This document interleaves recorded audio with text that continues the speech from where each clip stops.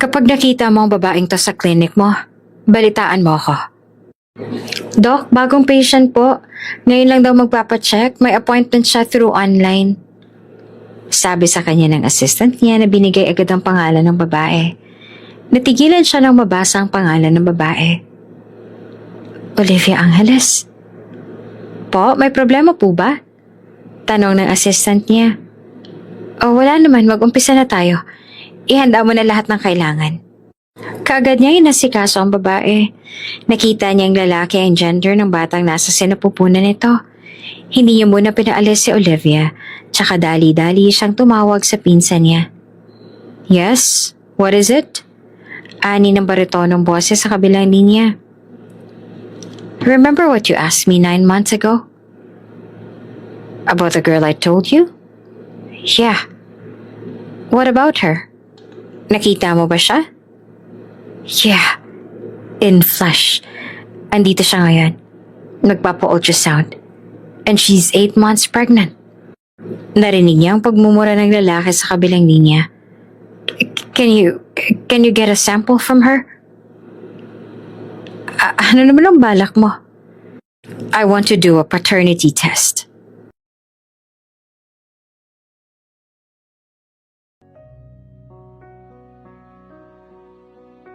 Ay, bakit ang kalat dito? Hindi mo ba nililinisan tong pwesto mo, ha? Ani Trixie nang makapasok sa baking area. Kakatapos lang ni Olivia sa paggawa ng dough na isasalang mamaya sa pugon. Hindi pa siya nakakapaglinis dahil abala pa silang lahat dahil maraming order. Holiday at maraming dadagsa sa pizza store. Lalo pa't kilalang masarap ang pizza sa store nila. Hindi niya na pinansin si Trixie. Alam niyang mas lalo lang siya nitong iinisin kapag pinansin niya pa. Nagpatuloy siya sa ginagawa. Hay nako, bingi mga tao ngayon.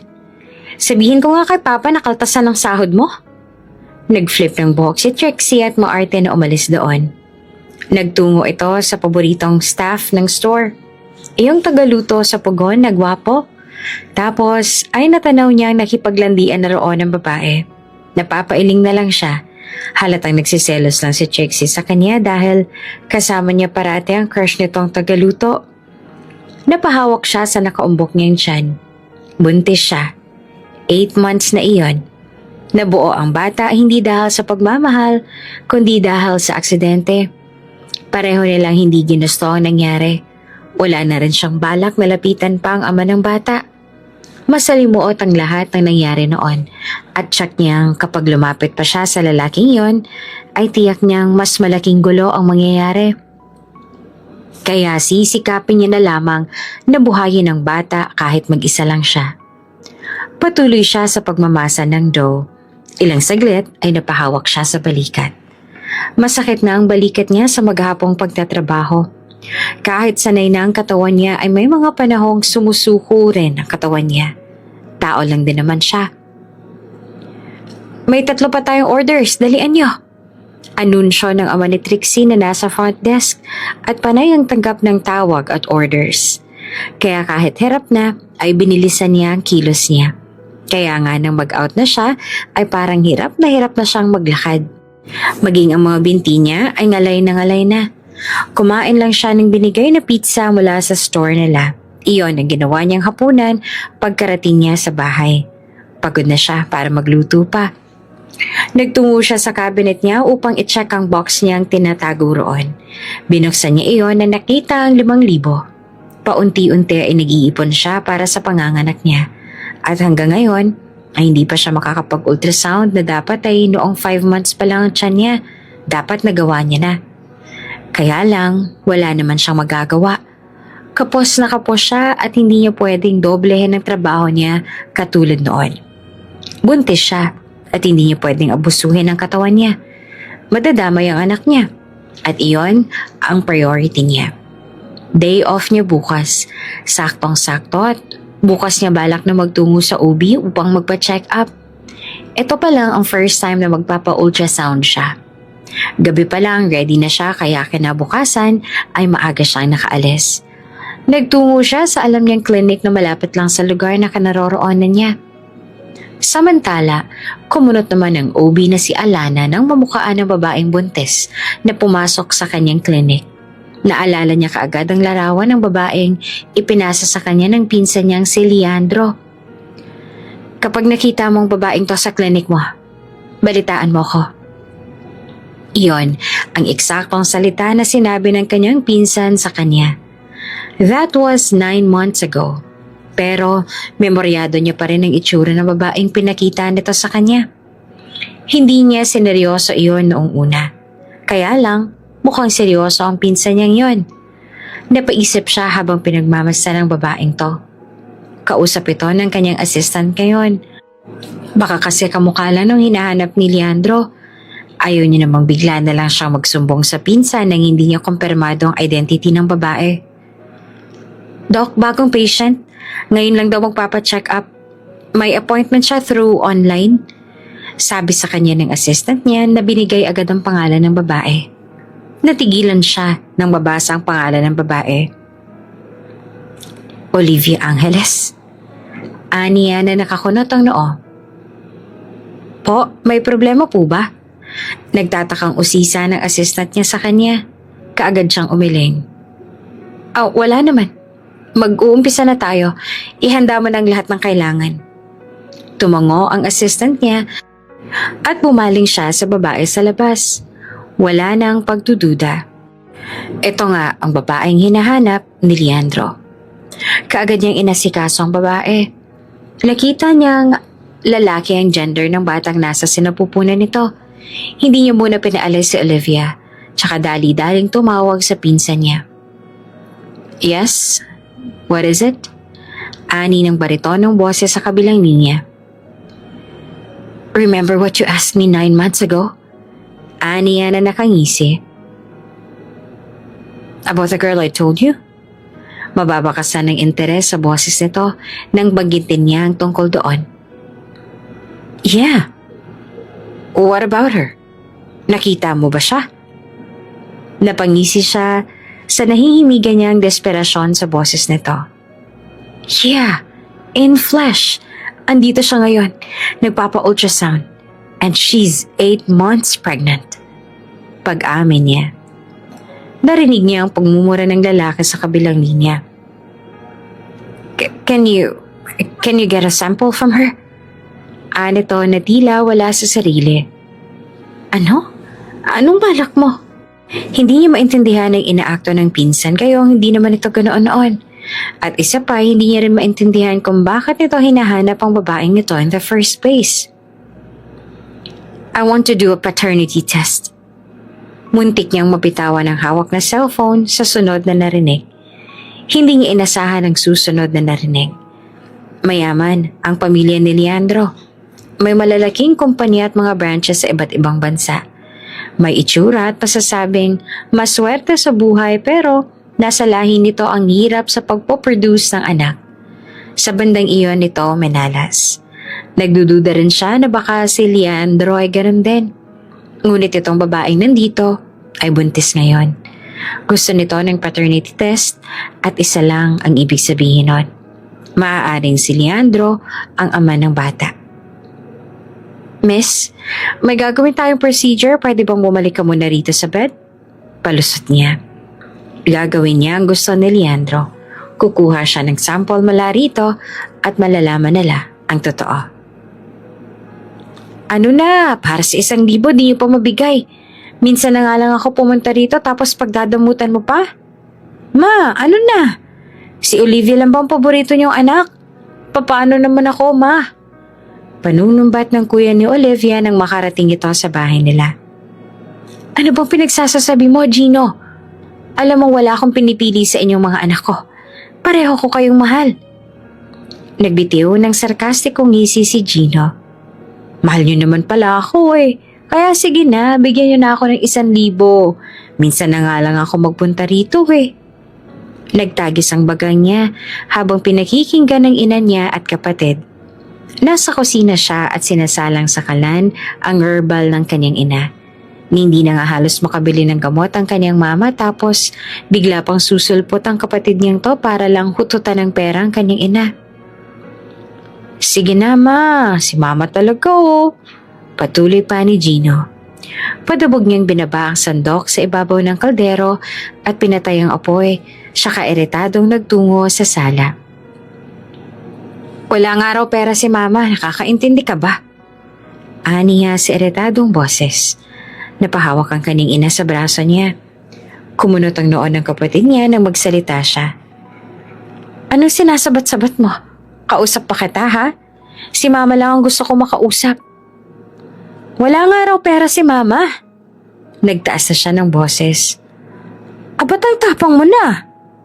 Gino, awat na. Putol lang kanilang mama na kaagad pumagitna ng akmang lalapitan siya ng kapatid para saktan. Etong anak niyo kasi, akala mo kung sinong magsalita. Hoy, palamunin ka lang dito sa bahay.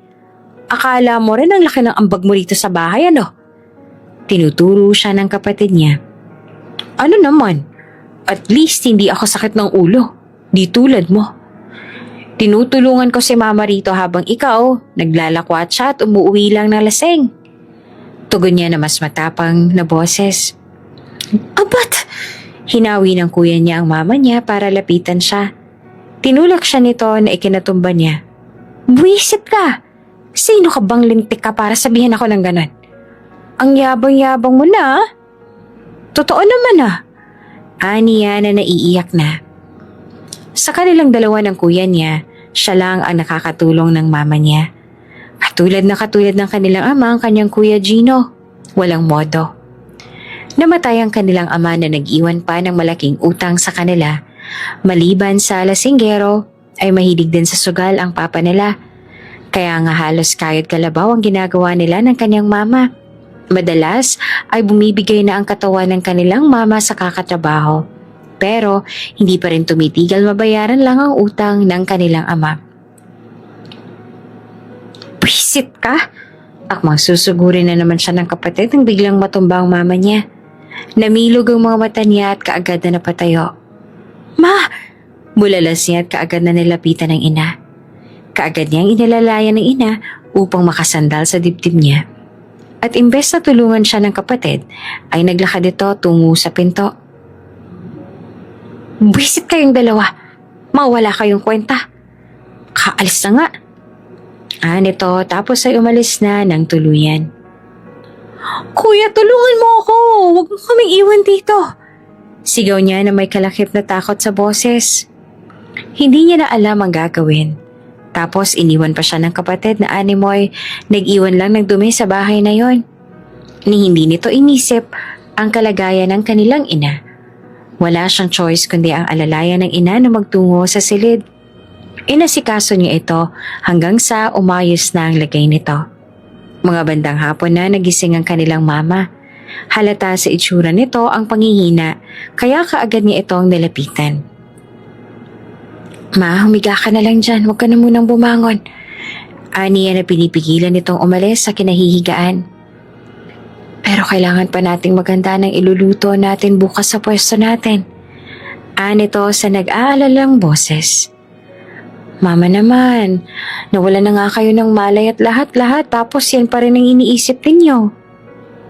Hindi niya na maitago ang inis dahil sa inaakto ng ina. Hindi niya ito maintindihan. May mga bagay sa ina niya na nahihirapan siyang makuha. Kahit noong sinabihan nito ng kaibigan nito na hiwalayan na ang kanyang ama ay hindi nito ginawa. Maiintindihan niya kung ginawa ng kanyang ina iyon. Walang trabaho, sugarol, lasinggero at sinasaktan ng kanilang ama.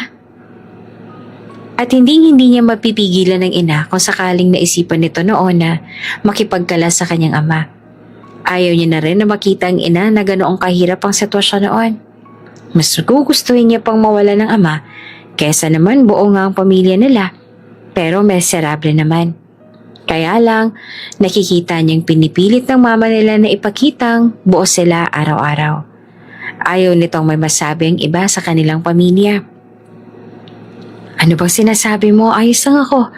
Napagod lang ako kaya nangyari yon. Tsaka, huwag na kayo mag-away ng kapatid mo. Mas lalo lang ako nai-stress. Anito at napabuntong hininga. Please po, wag na po matigas ang ulo, Mama. Makinig naman po kayo sa akin. Aniya ng akmang tatayo ang ina. Ngunit ayaw pa rin itong makinig. Hinawi nito ang kamay niya at akmang tatayo ulit. Mama naman! Nagtaas pa siya ng boses. Kita na natigilan ng ina dahil sa tono niya. Kahit ngayon lang makinig naman kayo sa akin. Bakit ba ang tigas ng ulo niyo? Akala mo ba nakakatuwa tong ginagawa ninyo? Kahit kumayod ka pa ng todo o kahit hindi na tayo magpahinga, hindi pa rin natin mababayaran ng utang lahat ni Papa. Natulala ang kanyang mama. Stress na nga ito at nakikita niya iyon sa itsura nito. Kaya ito umaakto ng ganito dahil maging ito ay hindi naman na alam kung ano ang gagawin. Kung may mas madaling paraan lang para mabayaran nila lahat ng utang. Kung sana may power button na pwede nilang pindutin upang maglaho lahat ng problema nilang dalawa. Kaya lang nasa realidad sila. Lahat ng bagay sa paligid ay kailangan nilang paghirapang makuha. Pasensya na. Nito at bigla na lang umiyak. Nag-guilty siya at kaagad na niyakap ang ina. Ayaw niyang pagsalitaan nito ng masama, ngunit naiinis na siya at hindi niya na makontrol ang nararamdaman. Pinalipas sila ang 3 araw bago sila nagdesisyon na bumalik na sa pagtatrabaho sa kainan. Tuluyan ang naging okay ang pakiramdam ng ina at nagiging maliksi ulit ito. Nagpapasalamat siya sa 3 araw na iyon at nakikita niyang ganitong kasigla muli ang mama niya. Maliit ang pwesto ng kainan nila sa tapat ng college building. Malakas ang bentahan nila at isa pa ay sa kanila mismo ang pwesto. Nabili iyon ng ina niya noong nagsisimula pa lang sa pag-aasawa ang kanilang mga magulang. Malaki ang naitulong noon sa pang-araw-araw nila at isa pa ay nag-iipon din sila para kahit papaano ay makapagbigay sila sa mga taong pinagkakautangan ng kaniyang ama. Mataas ang sikat ng araw pero dagsaan ang mga estudyanteng kumakain sa kanilang kainan. Abala siya sa pagsiserve ng kanilang special lomi na binabalik-balikan ng mga estudyante roon. Hetong sukli mo, salamat! Aniya sa isang estudyante na natapos sa pagkain ito at nakapagbayad na. Tapos naman ay nagtungo siya sa tabi ng mama niya para tulungan ito sa paghahanda ng mga rekados para sa afritada. Para sa tanghalian naman ang isasalang ng mama niya dahil naubos kaagad ang kanilang mga ulam. Nahiwa ko na lahat, Mama. Aniya sa ina at ibinigay ang lagay ng mga rekados. Salamat. Pakiasikaso yung dumating, oh. Ani ng ina, tinuro ang kararating na customer. Tumango siya at kaagad na nagtungo sa pwesto ng mga estudyante na kararating lamang. Ano sa atin? Aniya na nakangiti sa mga ito. Masayang nag-order ang mga to. Para sa kanila, tibali ng abala at hindi sila halos makapagpahinga. Ang importante ay mga customers na lang dahilan. Pagod na sila sa mga bandang 3:30 ng hapon. Binalingan niya ang mama niyang kanina pa nakatayo. Mama, upo na muna kayo. Ako na dyan. Kaya ko na yan. Ani at pinalitan ng ina sa harapan ng mga hugasin. Katatapos silang kasi sa pagpupuna sa mga table sa labas. Talaga ba? Ayos lang? Nito na mukha nag-aalala rin para sa kanya. Tumango naman siya. Oo ma, sige na ma, magpahinga ka na muna. Kaya hinayaan ng ina sa kanya ang mga hugasin. Masaya siyang pumalit sa ina at kaagad na nagsuot ng apron. Ilang saglit ay napansin niyang tumayo ang ina at nagtungo sa labas. Mukhang may dumating na naman ng mga customers. Hanggang 9:30 PM pa sila roon. Tapos nung magsasara na sila, parang walang humpay ang mga nagsidatingan ng mga customers. Kaya napabuntong hininga siya. Mabigyan man lang sana sila ng kaunting pahinga. Kahit hindi na lang siya kundi ang mama niyang sakitin. Kung may ibang choice lang sana siya para matulungan ng mama niya. Kapag nagtrabaho siya sa iba, mag-isang aasikasuhin ng mama niya itong kainan nila. Mas lalo itong mapapagod. Walang aalalay rito kaya hindi niya ito pwedeng iwan doon. Kailan ba talaga kayo magbabayad? Katigilan siya sa huhugasan nang marinig ang malakas na boses sa labas. Pasensya na po talaga sir, walang-wala lang ho talaga kami ngayon. Hayaan niyo dodoblehin ko na sa susunod. Sunod niyang narinig ang boses ng mama niya. Ibig sabihin ay kausap nito ang taong yon. Iniwan niyo muna saglit ang kanyang hugasin para puntahan ng mama niya. Parang may hindi tama sa nangyayari. Nang magtungo siya sa labas ay nakita niya ang lalaking may malaking tiyan. Nagiyosi sa mismong harapan ng mama niya. Tapos may kasamang dalawang lalaki sa likod. Parati niyo na lang sinasabi yan, misis. Alam mo ba kung kailan pa yung utang ng asawa mo? Matagal na yon. Tapos ngayon nandito ulit kami, tatanggihan niyo kami? Namewang ang lalaki at mukhang iritadong-iritado na. Pasensya na po. Pangako po, dodoblehin na talaga namin sa susunod. Hindi na po kami magmimintes.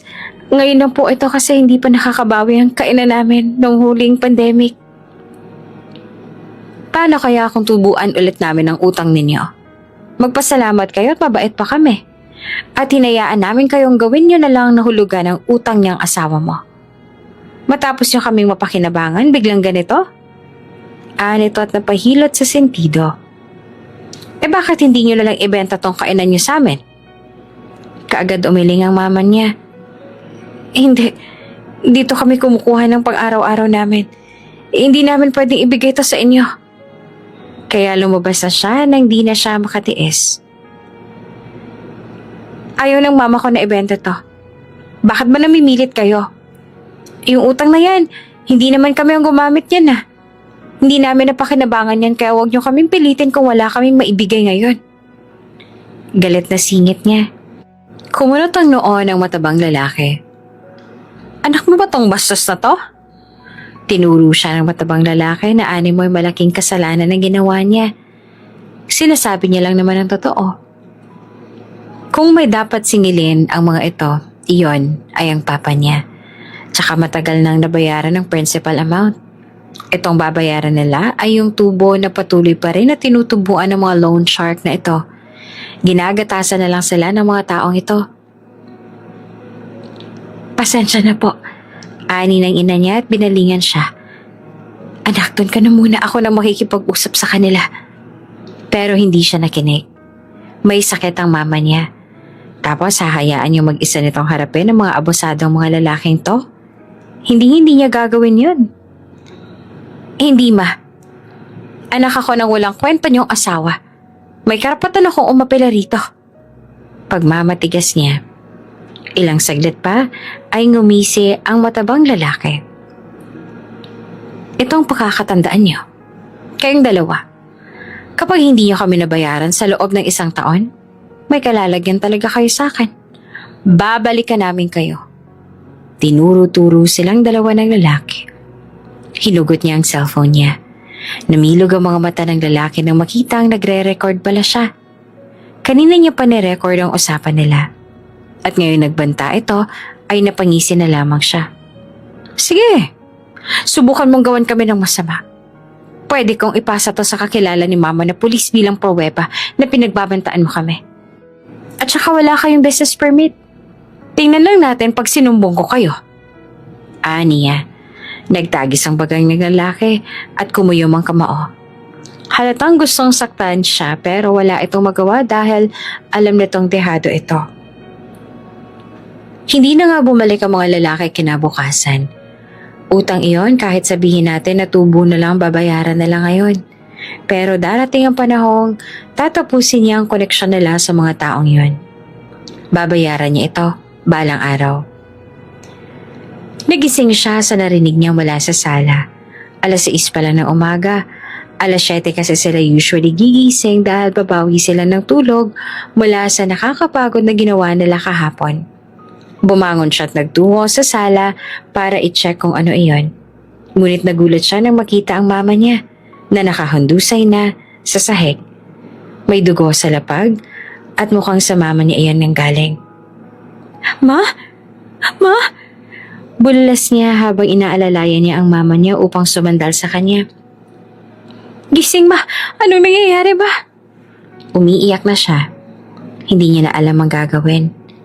Ilang saglit pa bago niya naisipang tumawag sa numero ng kaibigan ng ina. Natataranta na siya. Abot langit na ang pag-aalala niya. Pero nagpapasalamat siya na sa kabila noon ay nagawa niya pa rin na makatawag sa iba. Sinugod sa ospital ang kanyang ina. Habang nasa biyahe ay parati siyang nagdarasal na sana makarating kaagad sila roon. Kumalma lang siya nang marinig na stable na ang kanyang ina at nahimatay ito dahil sa stress at pagod. Kaya lang, binawi rin sa kanyang nararamdamang kapanatagan nang marinig ang susunod na sinabi ng doktor. Malala ng tuberculosis ng mama mo at maliban doon ay stage 4 na rin ang lung cancer niya. Natulala siya matapos iyong marinig ni hindi niya inaasahan na may malala pala siyang malalaman mula sa doktor. Itinago iyon ng kanyang mama. Hindi niya alam kung kailan nagsimula, pero parang gumuho ang mundo niya ngayong nalaman niya ang lahat. Umiiyak siyang nagtungo sa silid ng mama niya. Naabutan niya itong nakangiti at mukhang kagigising lamang. Kasama nito ang kanilang kapitbahay na nagmamagandang loob para asikasuhin ang kanyang ina habang wala siya. Ma, ani at tumagulhol sabay hinagod ang yakap ang ina. Kita ang pagtataka sa mga mata ng ina. Ngunit kalauna na pagtanto ng ina niya ang dahilan ng reaksyon niya ngayon. Bakit wala kayong sinabi? Bakit hindi niyo malang inamin sa akin, ma? Pwede niyo naman sabihin sa akin yun na.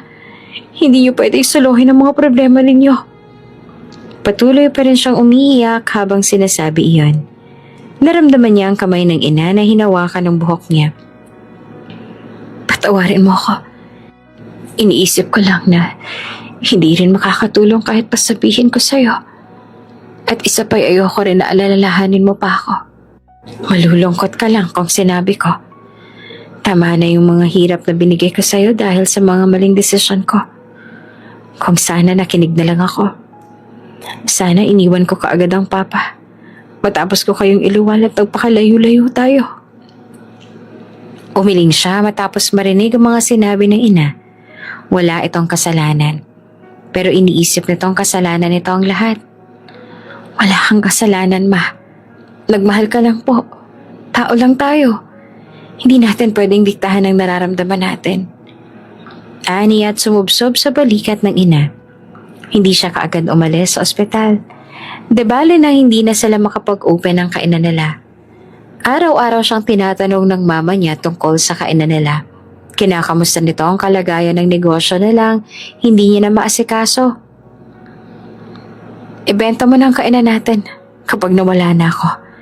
Sa'yo na yon. At pumunta ka sa kahit saang lugar na gustuhin mo. Bilhin mo ang lahat ng bagay na gusto mo. Puntahan mo ang mga magagandang lugar dito sa atin. Mag-enjoy ka, anak. Nagtagis ang bagang niya. Huwag naman po kayo magsalita ng ganyan, ma. Gagaling ka po. Magtiwala kayo. At saka, kapag gumaling na kayo, sabay natin puntahan ng mga lugar na gusto natin. Kapag natapos ang problema natin, mag-iipon tayo at magta-travel tayo. Ibibili natin ang sarili natin ng kung ano-ano. Di ba gusto mo magsuot ng traditional Korean dress na nakikita mo sa mga historical K-drama na napapanood natin? Tumulo ang luha niya at nanginig ang boses niya. Magaan ang munting ngiti na sumilay sa labi ng kanyang mama. Walang kabuhay-buhay ang itsura nito at tila araw-araw itong pinapahina ng sakit nito. Tumango ito. Oo, tama ka anak. Magkasama tayong aalis. Kasama mo ako magta-travel at magsusuot ng traditional Korean dress. Magpipicture tayo sa Jeju Island. Pupuntahan natin yung mga lugar sa Korea na dati nakikita lang natin sa TV. Fan na fan ang mama niya sa mga Korean drama. Parating nakabukas ang TV nila noon sa kainan para lang mapanood ang inaabangan nitong historical K-drama. Sabay silang naghapunan. Sabay nilang pinapanood sa cellphone niya ang K-drama na paboritong balik-balikan ng mama niya. Nisave niya iyon sa phone niya dahil parating pinapanood ng mama niya. Sa gabing yon, ay nag-request ang mama niya na sabay nilang panoorin. Halos memoryado na nila ang linya ng mga karakter sa drama. Paulit-ulit ba naman nilang marinig? Para sa kanya ay nakakasawa na iyon. Pero sa mata ng mama niya, iyon ang pinakamagandang K-drama na napanood nito at hindi nito pagsasawaan. Inaantok na ako. Ani ng mama niya ilang saglit lang na hindi pa nila natatapos ang pinapanood. Sigurado po kayo? Tumango ito at ngumiti. Oo, matulog ka na rin. Alam kong pagod ka na. Kinabukasan ay nakita niyang masigla ang mama niya. Panay ang tawa nito sa mga kinakwento ng kaibigan nito. Sa araw na iyon, unang araw niya sa pizza store. Delivery girl ang pinasok niya. Alam niyang hindi niya pwedeng patakbuhin ang kainan ng siya lang. Aminado siyang hindi niya kayang gayahin ang paraan ng mama niya sa pagluluto. Mas magaling talaga ito sa kanya. At hindi niya kayang pantayan ang luto nito. Kaya mas mainam na sa iba siya pumasok imbes na buksan ang kainan. Naniniwala siyang malalampasan nila ng mama niya iyon ay makakabalik sila sa kainang muli. Muli nilang bubuksan iyon at masasarap pa ang luto ng mama niya. May lisensya ka naman, diba? Alam mo kailangan mong bilisan ang mga kilos mo. Kaya mo ba makipagsabayan sa mga delivery boy na trabahante ko? Ani ng may-ari ng pizza store na halatang may pag-aalangan pa sa kanya. Hindi naman kasi usong delivery girl at mas reliable ang mga delivery boy kaysa sa mga babae, ayon sa opinyon ng iba. Kakayanin ko po. Babae po ako pero maliksi ako at kaya ko po makipagsabayan sa mga tauhan ninyo. Sanay po ako sa kainan namin. Ako po taga-deliver doon, kaya huwag po kayong mag-alala. Ani at ngumiti sa magiging amo. O hala, sige, mag-umpisa ka na kaagad. Tapos ibinigay nito ang susi ng motor sa kanya. Masayang tinanggap niya ang susi at kaagad na kinuha ang helmet na nakalagay sa unahan ng motor. Kumpara sa kainan nila, mas nakakapagod ang pagiging delivery girl. Lalo pat gahol siya parati sa oras.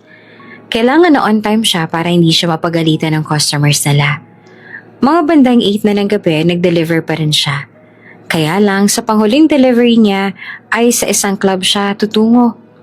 Pumasok siya roon matapos sasabihin niya sa bouncer na may nagpapadeliver sa kanya sa isa sa customer nito sa VIP room.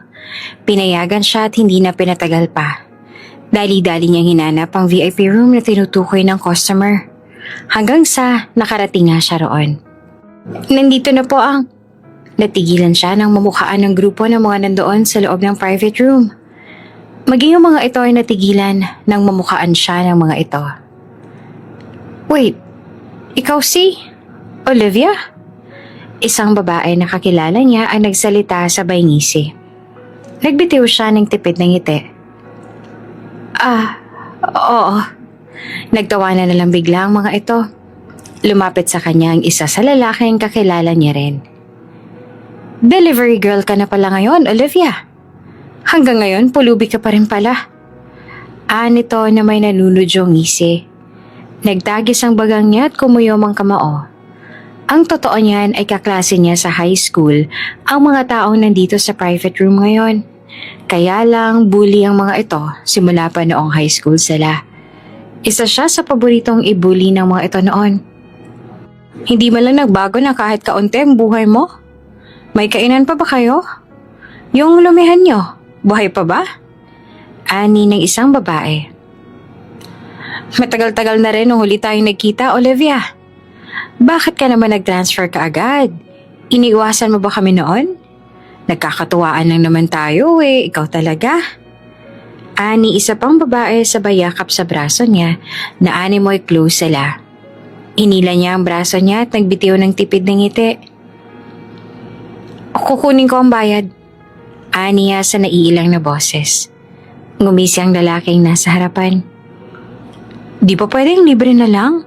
Magkakilala naman tayo. Ikaw talaga. Parang wala naman tayong pinagsamahan yan. Hindi kasi akin lang. Natigilan siya nang biglang tumawa ang lalaki. Joke lang yon. Magbabayad naman talaga ako. Kumpara sa'yo, mas may ibubugo naman ako. Kawawa ka naman kasi. Baka mapagalitan ka pa ng amo mo kapag hindi binayaran ng kakarampot na pizza na to. Pinitik ng lalaki ang box ng pizza. Napalunok siya at hindi na lang nagsalita. Kumuha ng pera mula sa pitakan nito ang lalaki, tapos ay imbes na ilapag sa mesa ay pinitik nito sa ere ang 2,000, kaya nahulog iyon sa sahig. Sa huli ay kailangan niya pa iyong pulutin. Nagtawanan ang mga nandoon. Mahihimigan ng panunuya sa mga tawa ng mga ito. Baka sa mga mata ang pang-iinsulto dahil sa ginawa ng mga to ay nanliit siya sa sarili niya. Pakiramdam niya, sobrang baba niya na. Gusto niyang umiyak pero pinipigilan niya ang sarili. Kahit papaano ay gusto niyang isalba ang natitirang pride niya sa sarili niya. Salamat, aniya sa mga ito matapos niyang mapulot ang 2,000 sa sahig. Single ka pa rin ba, Olivia? Gusto mo ba ireto kita sa kakilala ko? Ani ng isang lalaki roon sabay tawa. Siguraduhin mong mayaman yan, ha? Para naman guminhawa naman ang buhay nitong si Olivia. Malay mo, makatulong ka pa. Ani ng babae sa tabi. Napalunok siya at yumuko. Aalis ako. Hindi na siya naghintay ng kung ano pa. Kaagad na siyang umalis doon. Iyon lang naman ang kailangan niya. Makuha niya lang ang bayad, ay quits na sila. Habang palabas siya ay tumutulo ang luha niya. Hindi niya na mapigilan ang hinanakit na nararamdaman. Ilang taon siyang minaliit ng mga taong yun noon. Tapos biglang makikita niya ang mga taong yon. Pagkatapos ng ilang taon na pag-iwas niya sa mga ito. Pinahid niya ang luha sa pisngi at kaagad na sumakay sa motor. Tapos na iyon. Hahayaan niyang umiyak ang sarili niya ngayon, ngunit ipapangako niyang pagkatapos nito ay hindi na ulit siya iiyak dahil sa mga taong yon. Nagtungo siya sa bahay nila pagkatapos ng trabaho. Babalik na siya sa ospital. Magdadala lang siya ng mga gamit nila ng mama niya. Kaagad niyang nilagay sa bag niya ang mga damit na dadalhin. Kaya lang natigilan siya nang mapansin ang box na nasa baba ng mga damit nila ng kanyang ina. Kinuha niya iyon at binuksan. Bumulaga sa kanyang mga sulat. Napakarami niyon. Binuksan niya ang isa sa sulat. Nabasa niya na ang lahat ng iyon, pero sa tuwing bubuksan niya ang box ay hindi niya mapigilang basahin ang mga sulat na nandoon. Dear Ice Princess, smile ka naman oh. Masyado kang malamig. O heto, chocolates. Toothbrush ka kaagad after ha? Natawa siya sa nabasa. Ang mga sulat na ito ay hanggang ngayon hindi niya pa rin alam kung saan ang galing. Masasabi niyang may secret admirer siya noong high school siya na palihim na nagpapakilig sa kanya. Habang patuloy siyang pinapadala nito ng sulat at mga gifts, ay unti-unti naman na nahuhulog ang puso niya rito. Hindi niya lang maiwasan. Buong buhay niya ay wala pang nagpaparana sa kanya ng ganon. Kaya hanggang ngayon ay hindi maalis-alis sa isipan niya ang taong nagmamay-ari ng mga sulat na yon. Ilang saglit ay biglang tumunog ang phone niya. Tiningnan niya ang phone at nakita ang pangalan ng kaibigan ng kanyang ina. Nandoon ito sa ospital at natitiyak niyang may ibabalita ito tungkol sa mga sinabi ng doktor dito. Kagad niyang sinagot iyon. Po, papunta na po ako dyan. Dumaan lang ako sa bahay para kumuha ng mga gamit ni Mama. Huwag po kayong mag-alala at... Olivia, wala nang mama mo. Iyon ang mga salitang narinig niya na siyang nagpatigil ng mundo niya. Hindi siya makagalaw. Narinig ng tenga niya ngunit ayaw paniwalaan ng puso niya. Talagang wala na ang kanyang mama. Talagang iniwan na siya nito. Magpakatatag ka, Iha. Kakayanin mo ang lahat ng ito. Magdasal ka parati. Humingi ka ng guidance mula sa Diyos. Hindi ka niya pababayaan. Itong lahat ng nangyari sa iyo ay may dahilan. Tsaka kung mas may magandang dahilan ng lahat, hindi niya ibibigay sa iyo ang pagsubok na hindi mo malalampasan. Tulala siya habang nakatitig sa puntod ng kanyang ina. Sakto ang tinabunan ng lupa ang kabaong nito nang biglang umulan. Animoy nakikiaya ng panahon sa nararamdaman niya sa mga oras na yon. Nandoon ang ilang kakilala, ngunit wala siyang nakitang kaanak ng mama niya. Hindi niya alam kung bakit. O talaga bang hindi lang tinuturing ng pamilya ng kanyang ina ang kanyang ina? Dahil lang sa anak ito sa labas. Nasasaktan siya para sa mama niya. Salamat po sa lahat ng tulong ninyo. Malaki rin ang pasasalamat ni Mama sa lahat ng Ginawa ninyo para sa kanya noong nabubuhay pa siya. Hindi ko alam kung anong gagawin ko kung wala kayo. Aniya habang patuloy na tumutulo ang kanyang luha. Nanatili ang mga mata niya sa puntod ng ina at hawak ang payong habang nakatayo sa gitna ng ulan. Walang anuman, pamilya na rin ang turing ko sa inyo. Matagal na rin kaming magkaibigan ng mama mo kaya't hindi na kayo iba sa akin.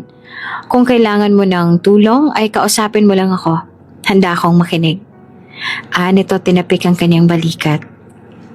Binalingan niyang babae at nagbitiw ng magaan na ngiti rito. Kalaunan ay unti-unti na rin na nagsialisa ng mga nakilibing. Ilang oras siyang nanatili sa harapan ng libingan ng ina. Sa pagkakataong yon ay gusto niya pa itong makasama ng ilang segundo. Kahit sa mga oras na yon lang. Matapos ang araw na yon ay bumalik siya sa matamlay at tahimik nilang tahanan ng kanyang ina. Bawat sulok ng bahay ay nagpapaalala ng mga araw na kasama niya ito noong nabubuhay pa. Mas nahihirapan siyang mag-move on kung kaya't may nabuo siyang mabigat na desisyon. Pwede na itong i-renovate, di ba? Ani ng babae sabay baling sa asawa nitong tahimik lang sa tabi. Oo, kakaunti lang naman yata ang aayusin dyan. Pwede na yung terhan nila. Tugon naman ang asawa. Nagdesisyon siyang ibenta ang bahay nila ng mama niya. Pati ang kainan ay gusto niya ring ibenta. May authority siya para gawin yon dahil inihabilin niyo ng mama niya sa kanya. Gagawin niya ang gusto niya ngayon katulad ng sinabi ng mama niya. Dumating ang mag-asawang ito upang bilhin ang maliit nilang bahay at lote. Para raw sa bagong mag-asawa, regalo ng dalawa para sa anak.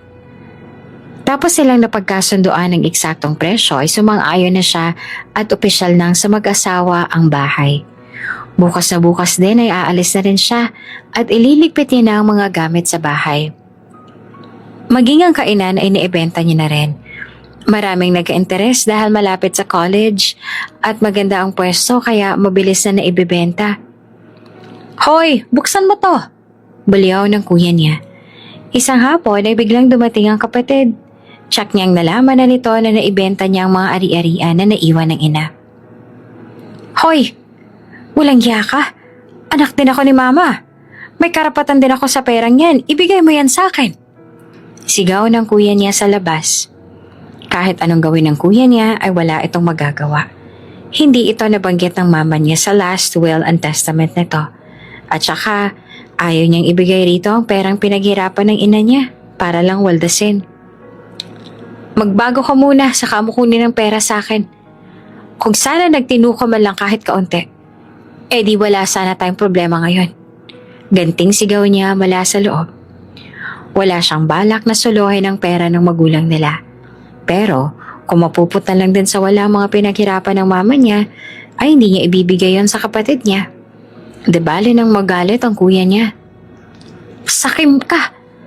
Alam kong sa simula pa lang, balak mo na talagang suluhin ang mga ari-arian nila mama.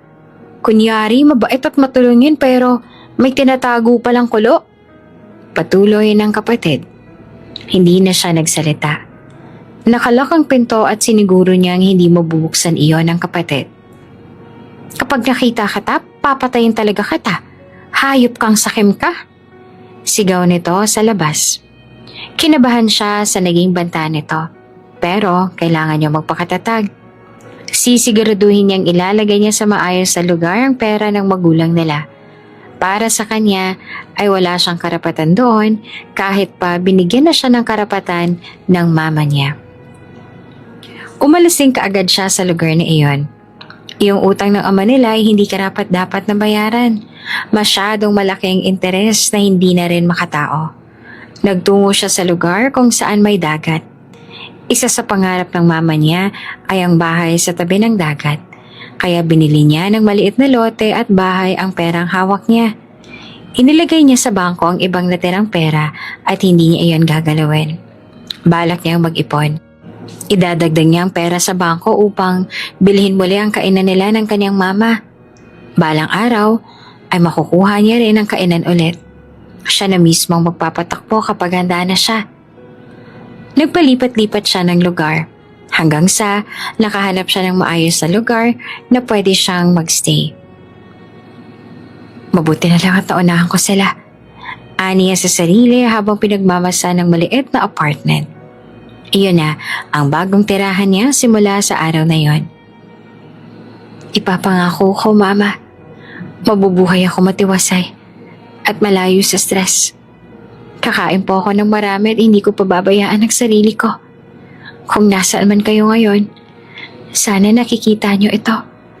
Sinusubukan ko pong bumangon sa kabila ng pagkawala ninyo. Susubukan ko pong maging masaya kahit nawala na kayo. Aniya sa nanginginig na boses. Sinisikap niyang pigilan ang luha sa mga mata. Tinigilan niya ang pag-iyak. Ayaw niyang makita pa ng mama niya na nasasaktan pa rin siya. Gusto niyang maging masaya ito habang pinapanood siya. Salamat sa lahat, Mama. Nagbitiw siya ng mapait na ngiti habang pinagmamasta ng paligid. Katulad noon ay pumasok ulit siya bilang pizza delivery sa isang branch ng pizza na dating pinagtatrabahuhan niya. Nagpatuloy siya sa pagtatrabaho sa parehong trabaho noon. Kaya lang, sa pagkakataong ito ay may sideline siya sa isang karinderya. Tagahugas siya ng pinggan doon tuwing umaga habang nagde-deliver naman siya sa gabi. Ano to? Ito ba yung order ko? Sabi ko ham and cheese. Ayoko na Hawaiian. Bobo ka ba? Hindi mo ba gets? Isang babaeng nagbukas ng condo unit ang galit na nagsalita. Ang dumating kasi ay Hawaiian, gayong ham and cheese pa lang order nito. Kasalanan ng staff ng store, pero siya ang napagbuntunan.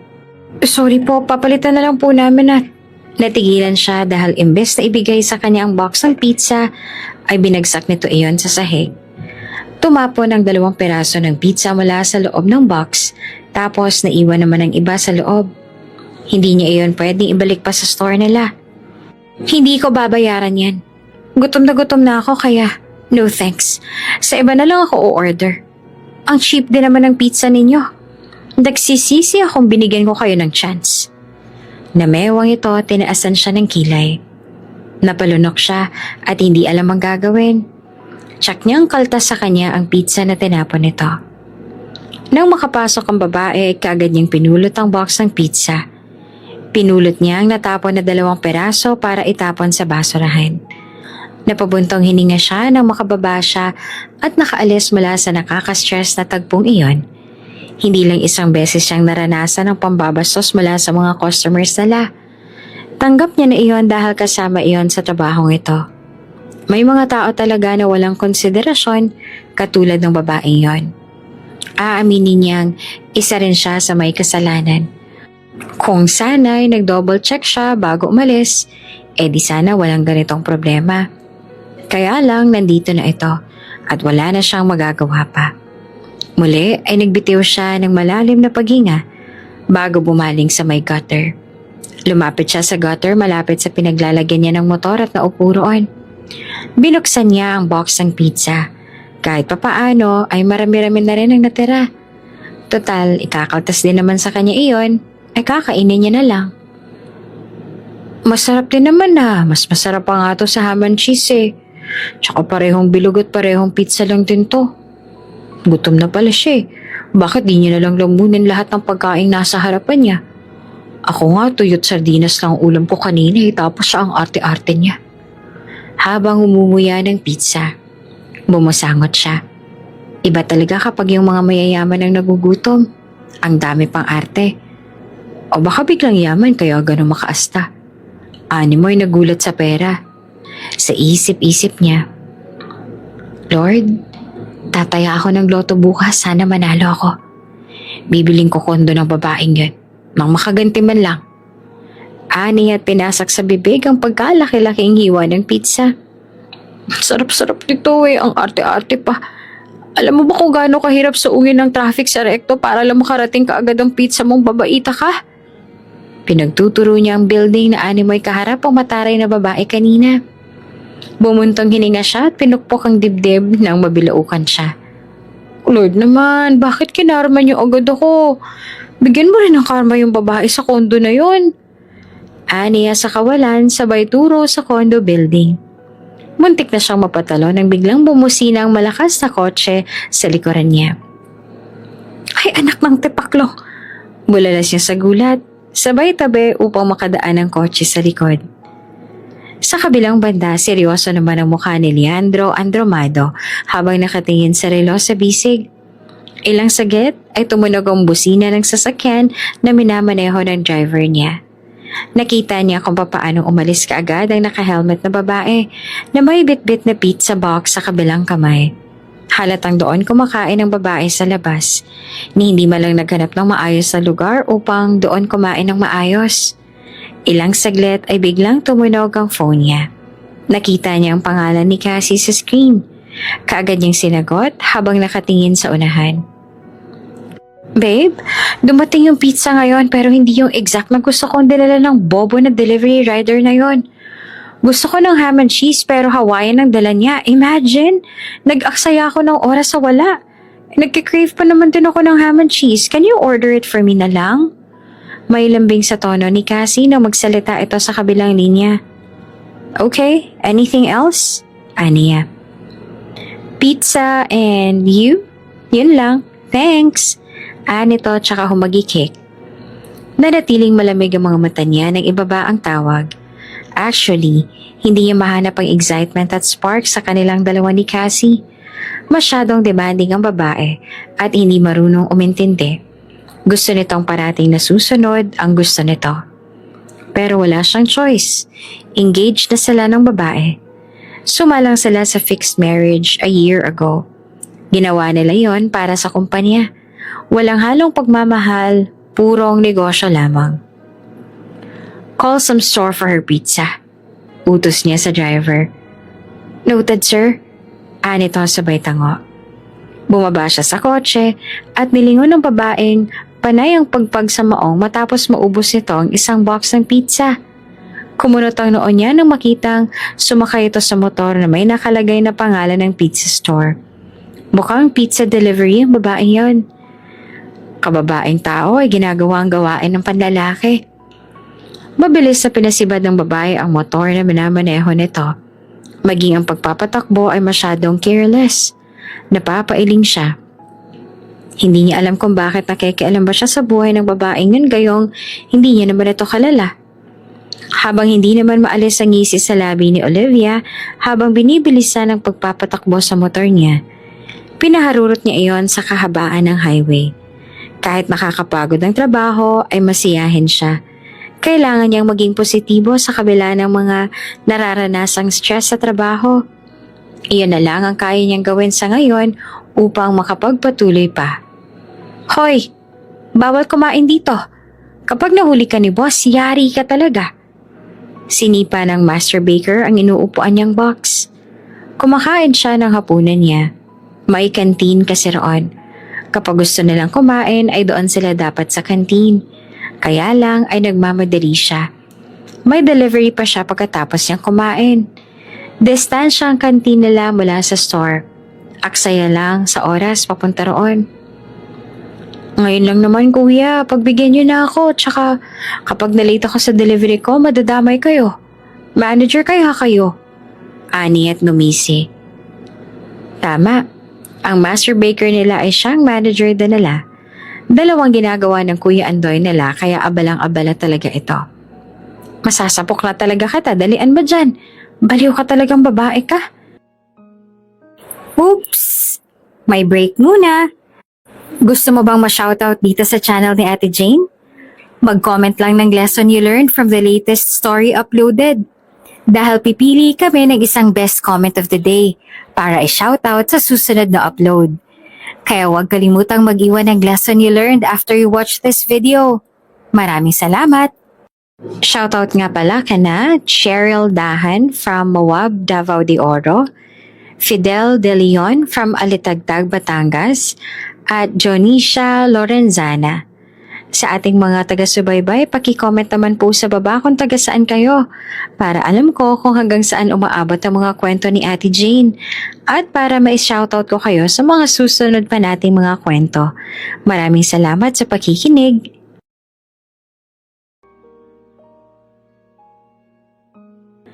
Nito't walang nagawa kundi ang umalis na lang para ipagpatuloy ang ginagawa. Napangisi na lang siya sabay ngat-ngat sa paborito niyang tuyo.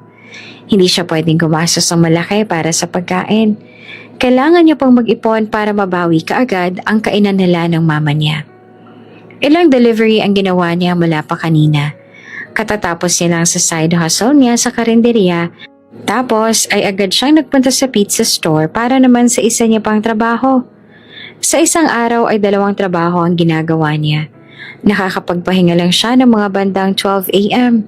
Gigising siya ng 8 ng umaga at papasok ng 9 sa karinderya, tapos ay 5 naman siya papasok sa pizza store.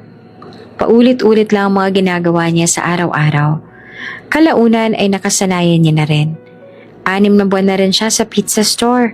Sa loob ng 6 na buwan, marami na siyang nababalitaan sa mga taong iniwan niya sa dating lugar na tinitirhan.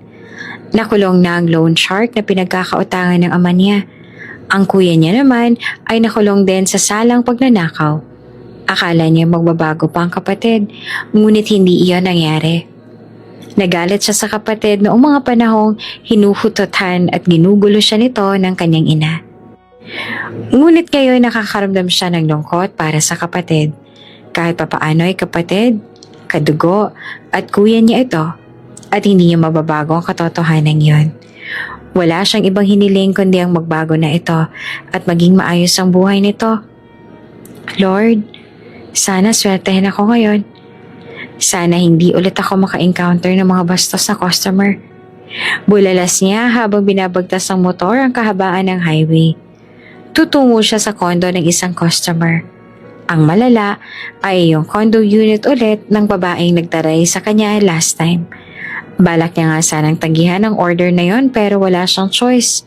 Baka umabot pa sa manager nila kapag tinanggihan niya. Mas malaking problema yon. Dumating siya sa naturang kondo. Huminga siya ng malalim bago siya nag-doorbell. Matagal bago binuksan ang pinto. Ilang saglit siyang naghintay hanggang sa napasinghap na lang siya ng may kamay na biglang nagtakip ng panyo sa bibig niya. Nang malanghap niya ang panyong yon, ay bigla siyang nanghina nang hindi niya alam ang dahilan. Nanlambot ang kanyang tuhod at hindi niya maramdaman ang katawan kalaunan. Di ba ayaw mong makasal kay Leandro? Pagkakataon na natin to. Pagkakataon mo na para makatakas mula sa engagement ninyong dalawa. Cassie, look. He made it. May nangyari sa kanila. Naalimpungatan siya nang marinig ang boses ng lalaki. Gusto niyang bumangon pero umiikot pa rin ang paningin niya. Yes, pero hindi ko inakalang ganito ang kalalang plano mo. Paano kung nakuha ng CCTV yung pagtakip mo ng panyo sa babaeng yan? Anong gagawin mo? Makukulong ka. Alam mo naman na makapangyarihan si Leandro kaysa sa atin. Ayoko rin makasal sa kanya, no? Pero hindi sa ganitong paraan ako tatakas sa kasal na yun. Boses naman iyon ng babae. Andito na to, panintigan na natin. Bukas magigising na si Leandro at ang babaeng yan. Awayin mo si Leandro, kailangang hindi siya magduda sa'yo. Ako nang bahala sa iba. Ipapadala ko sa media ang picture nila ng babaeng yan. Masisira siya sa iba at may dahilan ka na para makipaghiwalay sa kanya. Hindi niya alam kung anong pinag-uusapan ng dalawa. Hindi niya maintindihan ang mga nangyayari. Gusto niyang umalis pero hindi niya magawa. Nangihina siya at tila hinihila siya ng antok. Pinikit niyang muli ang mga mata. Mga bandang 10:00 ng umaga ay nagising. Medyo mabigat ang katawan niya nang bumangon siya. Napahawak siya sa noo. Ngunit nang akmang hahakbang na siya, ay napangiwi siya. Masakit ang pagitan ng hita niya. Medyo nawalan siya ng balanse kaya't natumba siya. Ang malala ay natumba siya sa taong nakahiga sa kama. Saktong sa dibdib siya nito bumagsak. Wala itong suot na pantaas. Nang tumingin siya sa mukha nito ay napagmasdan niya ang itsura ng lalaki. Mapilantik ang pilik mata, mapupula at maninipis ang mga labi. Perpektong hulma ng panga. Makakapal ang kilay. Lalaking itsura nito. Animoy artista na lumabas mula sa telebisyon. Ilang saglit pa ay nagmulat ang mga mata nito. Nagtama ang mga mata nila. Animoy tumigil ang mundo sa pagkakataong yon. Ilang saglit ay napagtanto niya wala siyang saplot pang itaas. Kaya gulat na bumangon siya. "Don't go." Pumailan lang ang baritono nitong boses, sabay hawak sa palapulsuhan niya. Bagay na bagay ang boses nito sa manly nitong itsura. "Bitiwan mo ako," ani at hindi matingnan ng lalaki sa pagkakataong ito. Hindi siya nito binitiwan kaya binalingan niya ulit ang lalaki. Nakita niya ang panlalambot sa mga mata nito. Hindi niya maintindihan kung bakit ganun siya nitong tingnan. Hindi siya nito binitiwan kaya wala siyang choice. "Aw!" Bulalas ang gwapong lalaki. Kinagat niya ang kamay nito kaya nabitiwan siya nito. Mabilis siyang kinuha ang damit at agad na sinuot. Natigilan siya nang makita ang dugo sa bedsheet. Namilog ang mga mata niya. Talagang may nangyari sa kanila. Nakuha nito ang pagkabirhen niya. Galit na nilingon niya ang lalaking nakatulala ito habang nakatitig sa kanya. Mukhang kanina pa ito nakatitig sa kanya. "What's the meaning of this?" Isang babaeng pamilyar sa kanya ang pumasok. Palipat-lipat ang tingin sa kanya at sa lalaking nasa kama ngayon. "Leandro, anong kalokohan to? Magpaliwanag ka." Buliw ng babae sabay iyak. Ibig sabihin ay Leandro ang pangalan ng lalaking kumuha ng virginity niya. At base sa reaksyon ng babaeng nasa harapan niya ay mukhang kasintahan ito ng Leandro na ito. "Anong kalokohan tong hayop ka?" Bulalas ang babae at sinugod si Leandro. Natataranta na kaagad siyang umalis. Wala sa sarili na naglakad siya sa hallway habang yakap-yakap ang sarili. Wala sa sariling pinindot niya ang button ng elevator. Kaagad siyang sumakay roon at dumiretso sa parking area. Nang makarating siya sa motor niya ay napahawak siya sa dibdib. Parang ang bilis ng lahat. Parang kahapon lang ay okay pang lahat sa buhay niya. Tapos ngayon, biglang na-involve na siya sa mga taong hindi niya kalala. Ang malala ay may nangyari sa kanila ng lalaking nagngangalang Leandro. Napasapo siya sa ulo ng maalala ang nangyari bago siya nagising kasama ng Leandro na iyon. May taong nagtakip ng bibig niya at nahimatay siya. Hindi niya sinasadya ang nangyari. Hindi niya ginusto ang nangyari sa kanya. Hindi niya alam kung papaano siyang napunta sa ganoong sitwasyon. Ilang saglit lang lumipas bago siya sumakay sa motor niya upang umalis na. Samantala, matapos ang nangyari ng araw na iyon ay wala na sa sariling nakaupo lamang si Leandro sa couch. "How could you do this to me, Leandro? Pinigay ko sa iyo ang lahat. Wala akong tinira para sa sarili ko. I know bunga lang ng fixed marriage to. Pero sineryoso ko ang lahat ng to dahil umaasa akong baka mahalin mo rin ako.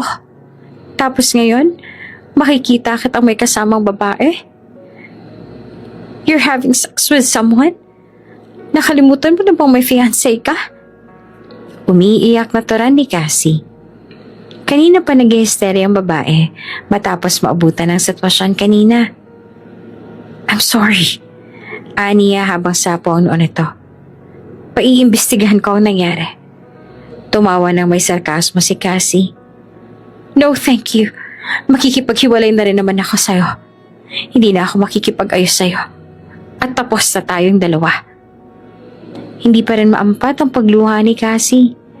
Aaminin niya ang kasalanan niya. Hindi niya rin alam kung papaano nangyari ang lahat. Nagising na lang siya sa ganoong sitwasyon.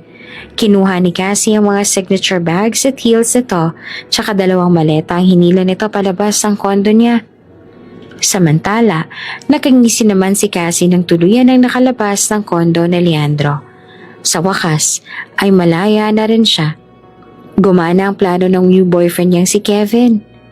Gwapo si Leandro, mayaman at maraming nagkakandarapa. Pati siya ay nagkakandarapa kay Leandro noon. Kaya lang ay pinapakita ni Leandro na wala itong interes sa kanya. Kalaunan ay naging boring ang lahat. Nawalan na siya ng gana sa relasyon nilang dalawa. Unlike Kevin, maliban sa magaling sa kama, ay romantic din. Tsaka, mahal siya ni Kevin. Hindi kagwapuhan si Kevin, pero nagkakandara pa ang lalaki sa kanya. At iyon ang importante sa kanya. Gusto ni Cassie na siya ang top priority parate. Gusto niyang pinagbibigyan siya parate. Spoiled brat siya. Sunod sa luho siya sa bahay nila at iyon ang nakasanayan niya. Kaya dapat na ganoong treatment din ang makuha niya sa mga lalaki. At hindi niya iyon makuha kay Leandro. 3 araw lang ang lumipas at pumutok ang balita na nakipaghiwalay na si Cassie Lambert sa isang business tycoon na si Leandro Andromado. Nasa likod ng pinapakalat na chismis ang bagong boyfriend ni Cassie na si Kevin. Ayon sa balita, ay nahuli ni Cassie si Leandro sa kondo nito na may kasiping na ibang babae. Agad namin aayusin to, sir. Hindi ka agad paniniwalaan ang issue na yan dahil nagmula lang siya sa hindi kilalang publisher. Report ng private investigator ni Leandro sa kanya. Dodoblehin ko ang bayad. Burahin lang nila ang article.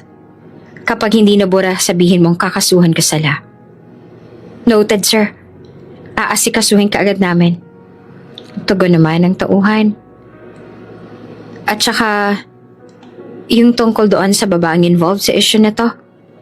Yung babaeng naka one night stand ko that time. Bumuntong hininga siya. Ano pong tungkol sa kanya, sir? Gusto ko ring imbestigahan mo ang tungkol sa babaeng yan. Gusto kong malaman ang address niya at kompletong information tungkol sa kanya. Aniya sa seryosong boses. Sige po. Noted po. Unahin na po namin ang tungkol dito sa issue ninyo sa isang publisher bago po namin asikasuhin yung tungkol dun sa babae na naka one night stand niyo po. No. Unahin mo ang pag-iimbestiga tungkol sa babaeng yon. Di bale na hindi yung maklear ang pangalan ko. Ang importante, makuha niyo ang kompletong impormasyon ng babaeng yon. Aniya. Okay po. Tapos ay binaba niya na ang tawag. Sa totoo lang ay mas malaking interest niya sa babaeng yon kaysa sa issue ng pangangaliwa niya. Binaba niya ang alak na kanina pa tinutungga. Pinagmasdan niya ang gusali sa labas ng kanyang opisina. Nagpapasalamat siya at hindi na siya nahirapan pa sa pakikipaghiwalay kay Cassie. Excuse me, sir. Andito po ang mga magulang ni Miss Cassie. Imporma ng sekretarya niya sa kanya. Let them in. Aniya habang nakapamulsa. Ilang saglit ay pumasok na kaagad ang galit na parents ni Cassie. I trusted you. Sinabi mong aalagaan mong anak ko, kaya sinuportahan ko kayo. Tapos malaman-laman ko pa na niloloko mong anak ko. Hindi niya deserve to. Papaano mo nagawa sa kanya ito?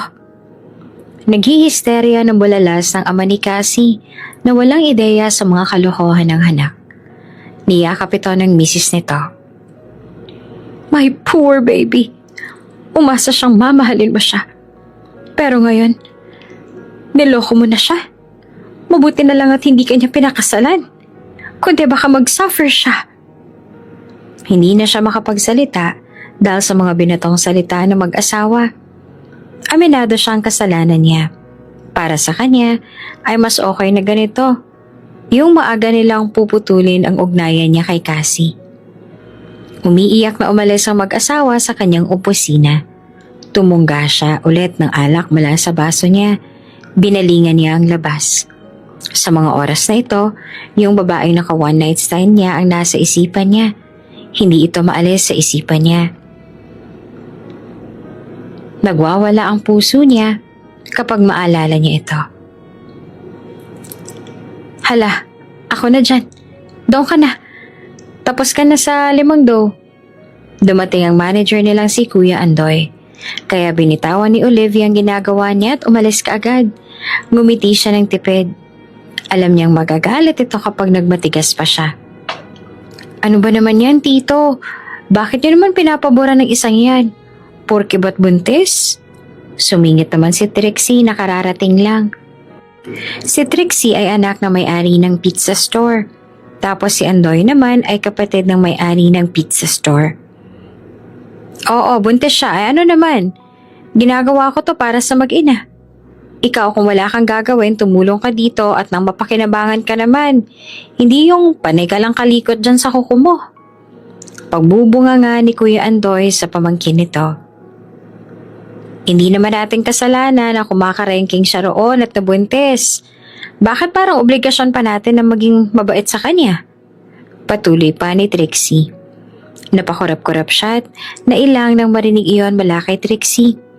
Nakaramdam siya ng hiya dahil sa sinabi ng babae. Ganito araw-araw si Trixie sa kanya. Mas lumala pa na umabuntis siya at napilitan ng pizza store na tanggapin siya kahit na buntis siya. Hindi na siya delivery rider ngayon, kundi baker na lang. Kasama siya parati ni Kuya Andoy at assistant lang madalas. Hindi niya nakakayanang maging delivery girl. Ngayong malaki na ang tiyan niya. Nakakasama sa baby niya ang maalog ng motor. Malaki naman ang pasasalamat niya sa may-ari niyon dahil kahit papaano'y pinayagan siya ng mga ito na magtrabaho pa rin doon. Sige na, mas mabuting sa kantin ka na lang ngayon. Tsaka bumalik ka kapag kailangan ko naman ng assistant dito. Ni Kuya Andoy sa kanya. Kaya umalis na siya. Akmang aalis na siya nang biglang may nagsalita sa labas. Uy, Olivia, may naghahanap sa'yo. Nagtataka na tingin niya ang kasamahan. Sino naman ang maghahanap sa kanya? Kakalala niya ba? O kadugo? Ayun o. Tinuro ng kasamahan niya ang kotse na itim sa labas. Kumunot ang noon niya. Parang ang yaman-yaman nila, kakilala mo? O syoso ng katrabaho niya. Nagbitiw siya ng tipid ng ngiti at nagtungo sa labas upang malaman niya kung ano ang kailangan ng mga taong yon at bakit hinahanap siya ng mga ito. Pagkalabas niya ay kaagad naman na nilapitan ng itim na kotse. Kinatok niya ang bintana nito upang buksan ito iyon. Bumaba ang glass window. Magandang umaga po, inahanap niyo raw po ako. Hindi niya na natapos ang sasabihin nang mamukhaan ng lalaking nasa loob ng sasakyan. Ito yung lalaking nagngangalang Leandro, ang ama ng kanyang anak. Mabilis siyang umalis sa may bintana at agad na tumalikod nang hindi nagsasalita. Kailangan niyang makaalis kaagad. Kaya lang, bago pa siya makalayo ng tuluyan, ay nakababa na ito sa sasakyan at nahawakan kaagad nito ang braso niya. Bitiwan niyo po ako. Baka gusto niyo na naman na makagat sa kamay. Pagbabanta niya. Naalala niyang ganun din ang ginawa niya noong pigilan siya ng lalaki na umalis noon. Hindi siya magdadalawang isip na gawin ulit yan ngayon. Go on. Bite me. Hindi kita pipigilan. Pero kailangan mong sumama ngayon sa akin sa ayaw o sa gusto mo. Nito sa seryosong boses. Hindi niya namalayang napatangay na pala siya sa lalaki. Sumunod siya rito hanggang sa makasakay siya sa kotse nito. Dinala siya nito sa magara nitong kumpanya. Hindi niya magawang itikom ang bibig niya habang naglalakad sila papasok sa building. Iyong suot niya ay hindi naaayon sa lugar. Naka-office suit ang lahat habang nakasuot lang siya ng pajama at maluwag na shirt. Hindi niya man kasi ito inaasahan. Nagsipagbaw ang mga empleyado roon. Nagbaw ang lahat kay Leandro. Hindi niya maintindihan. Bakit nagpabaw ang lahat kay Leandro? At saka, bakit parang pakiramdam niya ay magugulat siya sa totoong identity ng lalaking ito? What do you want to drink? Tea? Fresh juice? Or milk? Kaagad na tanong ni Leandro pagpapasok nila sa office nito. Juice na lang. Alanganin niyang sagot. Tapos may tinawagan kaagad ito sa phone. Ilang saglit lang ay dumating na ang juice niya. Hindi siya makapaniwala na easy access lang ang lahat ng bagay sa lugar na iyon. May dry bar sa tabi ng puno ng kung ano-anong inumin. May ref at countertop din at may mga prutas sa ibabaw. Nakakalula rin ang tanawin sa labas. Malaki ang glass wall at babasagin halos ang mga gamit doon. Anong gagawin ko rito? Bakit nandito ako? Dinala mo ako dito naglabag sa loob ko. Hindi ba kidnapping tong ginagawa mo? May iritasyon ng balingan niya ito at sabihin iyon. You're carrying my child. I have the right to talk to you. So tell me kung kidnapping bang matatawag to. Namilog ang mga mata niya. Hindi niya inaasahan na ganong topic ang ibabato nito sa kanya. Hindi agad siya nakapagsalita. Hindi ka nagkaroon ng karelasyon sa loob ng 8 buwan. So no need for an argument. You're carrying my child. That's my child. Miss Olivia Angeles. Nagulat siya nang marinig ang pangalan niya sa bibig ng lalaki. Paano mo ako nakilala? Napanganga siya. Obviously, pinaimbestigahan kita. Sa wakas ay nagkaharap din tayo, Miss Angeles. Kung magsalita ito, Animoy ang laki ng kasalanan niya dito. Siya nga itong biktima rito. Nakaramdam siya ng inis. Bakit parang siya pa itong naiipit gayong siya naman nga itong biktima? Bakit ayaw siyang pagpahingahin ng problema niya? Sa tuwing nagiging okay siya, biglang susulpot ang mga ganitong pangyayari. Kung kailan kalmado na ang dagat at bigla namang darating ang bagyo, kumuyom ang kamao niya.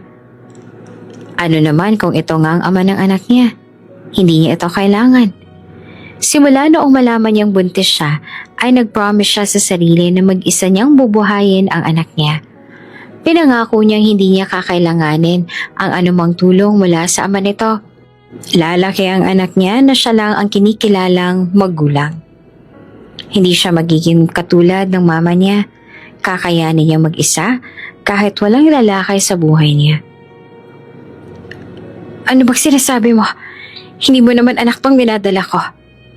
Aniya at ngumisi rito. Ngunit hindi pa titinag si Leandro sa sinabi nito. Hawak niya ang paternity test result. At iyon ang pinakamatibay na katibayan na anak nga niya ang dinadala nito. Kinuha niya ang envelope na naglalaman ng test result.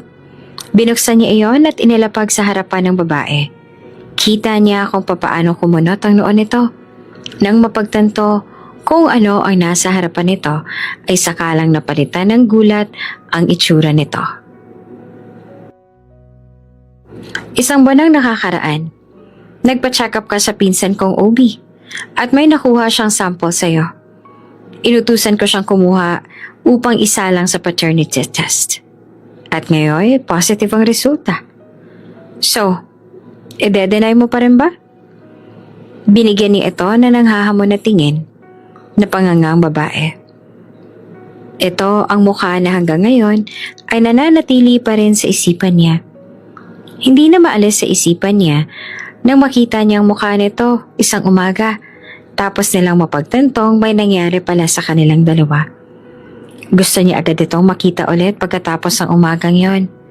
Halos 9 na buwan niya rin itong hinanap. Nahirapan siya, oo. Mabuti na lang at nakita ito ng kanyang pinsan. Nandito pa siya at tatawagin ko siya ulit para kuhanan ng sample. Hindi siya magdududa. Huwag ka mag-alala. Iisipin niya ang parte pa rin ito sa check-up niya. Naalala niyang iyon ang sinabi sa kanya ng pinsan nang malaman nitong tungkol sa babae at sa ipinagbubuntis nito.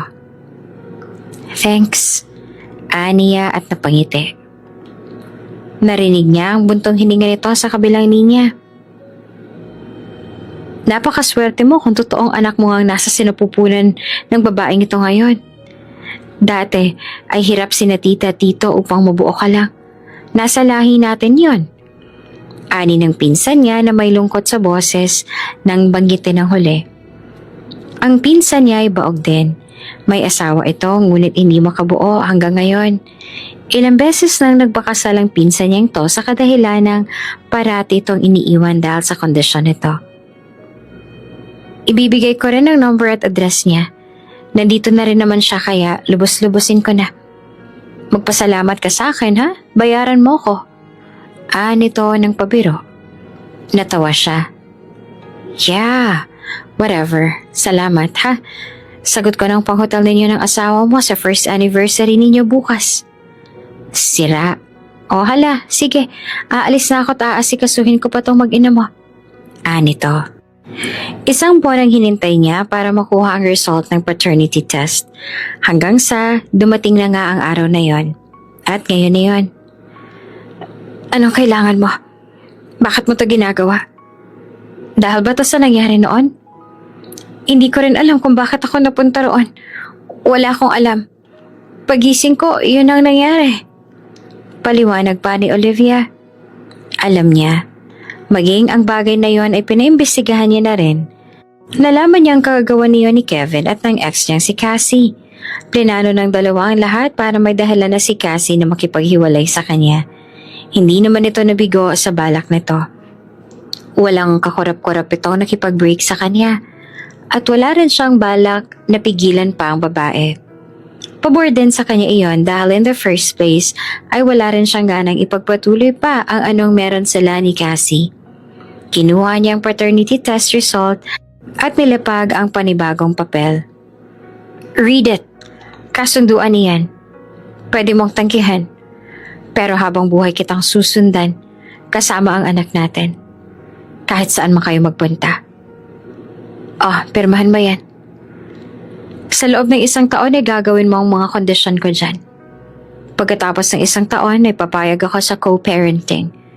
Ibibigay ko ang malaking lupa at habang buhay ko siyang susustentuhan. Hindi ako magpapakita sa inyo at hindi ko kayo guguluhin. Aniya sa mahabang paliwanag. Mataman siyang nakatitig sa babae. Napanga ito. Halata sa mukha nito ang kalituhan. Alam niyang nahihirapan nitong magdesisyon. Naramdaman niyang gusto nitong solohin ang pagpapalaki sa anak nila. Pero, hindi siya papayag. Hindi niya hahayaan ang babaeng mag-isa nitong gawin iyon. Binasa nito ang papel na nasa mesa. Unang kondisyon niya ay kailangan nitong tumira sa mansyon kasama siya pagkapanganak nito. Pangalawa ay kailangan dalhin ng bata ang apelyido niya. Pangatlo ay hindi ito tatanggi sa anumang tulong na ibibigay niya. Pang-apat ay kailangan itong tumira sa mansyon kasama niya sa loob ng 1 taon. Pwede nitong i-extend ang stay nito sa mansyon, ngunit hindi pwedeng hindi umabot ng 1 taon. Nagtagis ang bagang niya at tiningnan siya ni Olivia. Kailangan mo ba talagang gawin to? Napatulala siya na makitang tumulo ang luha ng babae. Hindi niya naasahang iiyak ito. Animoy nanlambot ang tuhod niya matapos makita ang mga luha nito. Pero kailangan niyang tatagan ang sarili. Kailangan niyang ipakita rito na hindi madadaan sa pag-iyak nito ang lahat. May malalim na dahilan siya kaya niya nagagawa ito sa babae. Just sign the contract para matapos na to. Tapos ay inilapit niya sa babae ang papel at ballpen. Huminga ng malalim si Olivia at ngali-ngali na dinampot ang ballpen. Halatang wala na itong choice kundi ang sundin ang gusto niya. Sa nanginginig na kamay ay pinirmahan nito ang kontrata. Kaagad niyang kinuha ang papel matapos itong mapirmahan iyon. Maipirma niya at ng abogado iyon. Wala nang problema. Kailangan na lang nitong tuparin ang mga napagkasunduan. Thank you, Aniya. Tumayo kaagad ang babae at hindi na siya nilingon. Hindi na nito pinansin ang sinabi niya. Kaagad niya namang kinuha ang telepono. Call the guards to assist Miss Olivia Angeles. Ihanda ka agad ang company's car. Doon na siya sasakay pabalik sa kanila. Sisiguraduhin niyo makauwi siya ng maayos. May otoridad ng utusan niya ang nasa front desk. Copy po, sir. Magtatawag ka agad ako. Ani naman ang babae sa kabilang linya. Binaba niya ang telepono at bumuga ng hangin. Kinuha niya ang baso niya na may alak. Binuksan niya ang monitor. 4 na bodyguard ang kaagad na sumabay kay Olivia sa baba. Kita niya kung papaanong nagulat ang babae. Sumilay ang ngiti sa labi niya. Simula sa araw na to, Olivia, kailangan mo nang masanay. Sa susunod na araw ay magkapareho na tayo ng mundong gagalawan. Aniya sa kawalan na animoy kaharap pa rin ng babae. Nag-e-elusyon ka ba? Feeling mo talaga'y seryoso siya sa'yo? Wala ka sa fairy tale, Olivia. Huwag kang ang tanga. Nagbubunga nga si Lexi. Nag-i-hysteria ito dahil siya lang nag-iisang taong nagtitiis sa pangit na apartment ni Lexi. Nagbabayad siya doon ng 5,000 kada buwan, samantalang free lang dapat dahil stay-in siya roon. Pero para wala ng gulo, ay binabayaran niya si Lexi buwan-buwan. Tuwang-tuwa ito sa tuwing sahod niya. May pang Brazilian hair treatment at pang spa na kasi ito kapag kaganon. Pero ngayong aalis na siya, balik dugyot na naman si Lexi. Wala na rin itong mabubuli roon. Nagtiis lang naman kasi siya roon dahil nagtatrabaho siya sa pizza store ng ama nito. Wala siyang choice, kundi kailangan niyang mag-ipon. Kaya lang ngayon ay kailangan niya nang lumipat sa mansyon ni Mr. Leandro Andromado. Kasama iyon sa naging kasunduan. Tutuparin niya lang. Pagkatapos niyon ay bibigyan daw siya ng lupa at lifetime na sustento. Hindi niya gagawin ito para sa sarili niya. Gagawin niya ito dahil karapatan nito ng anak niya. Ama nito si Leandro at hindi na magbabago iyon kahit bali-balik na rin man ang mundo. Ano na? Pagkatapos ng ginawang tulong ni Tito at ng ama ko sa'yo, ganito lang? Wala ka bang utang na loob? Sinundan siya ni Trixie hanggang sa silid na ginagamit niya. Akmang aagawin ni Trixie ang bag niya nang biglang may kumuha na yon mula kay Trixie. Isang lalaking may malaki ang pangangatawan. Hindi ka panipaniwala pero 4 na bodyguards ang kinuha ni Leandro para magbantay sa kanya na mo'y makakatakas talaga siya. Ako na magdadala sa mga gamit niyo, ma'am. Ilagay niyo na lang po sa lapag ang lahat ng dadalhin ninyo. Kami na po ang bahala. Ani ng isang bodyguard niya. Natigilan naman si Trixie at hindi na nakapagsalita. Lalo na nang bigyan ito ng masamang tingin ng bodyguards niya. Eto naman kung makatingin, tusukin ko yung mata mo eh. Binigyan din ni Trixie ng masamang tingin ng bodyguard niya. O ano? Iyon na bang mga pinagmamalaki mo kaya umaasta ka ng ganyan ngayon? Tapos ay siya naman ang binalingan nito. Hindi niya pinansin ang babae. Bumuntong hininga siya at nagpatuloy na sa pagliligpit. Diretso po tayo ngayon sa mansyon. Iyon ang bilin ni Sir Leandro. Imporma sa kanya ng tauhan habang pinagbubuksan siya ng pinto.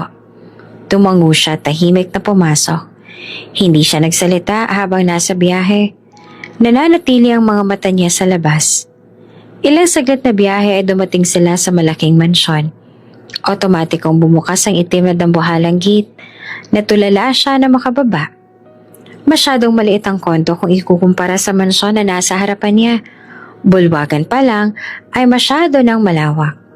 Para siyang malulula sa nakikita. Hindi niya lubos akalaing ganoong kayaman si Leandro Andromado. Magandang umaga, ako po ang butler sa bahay na to. Ito po ang magiging yaya ng anak ninyo.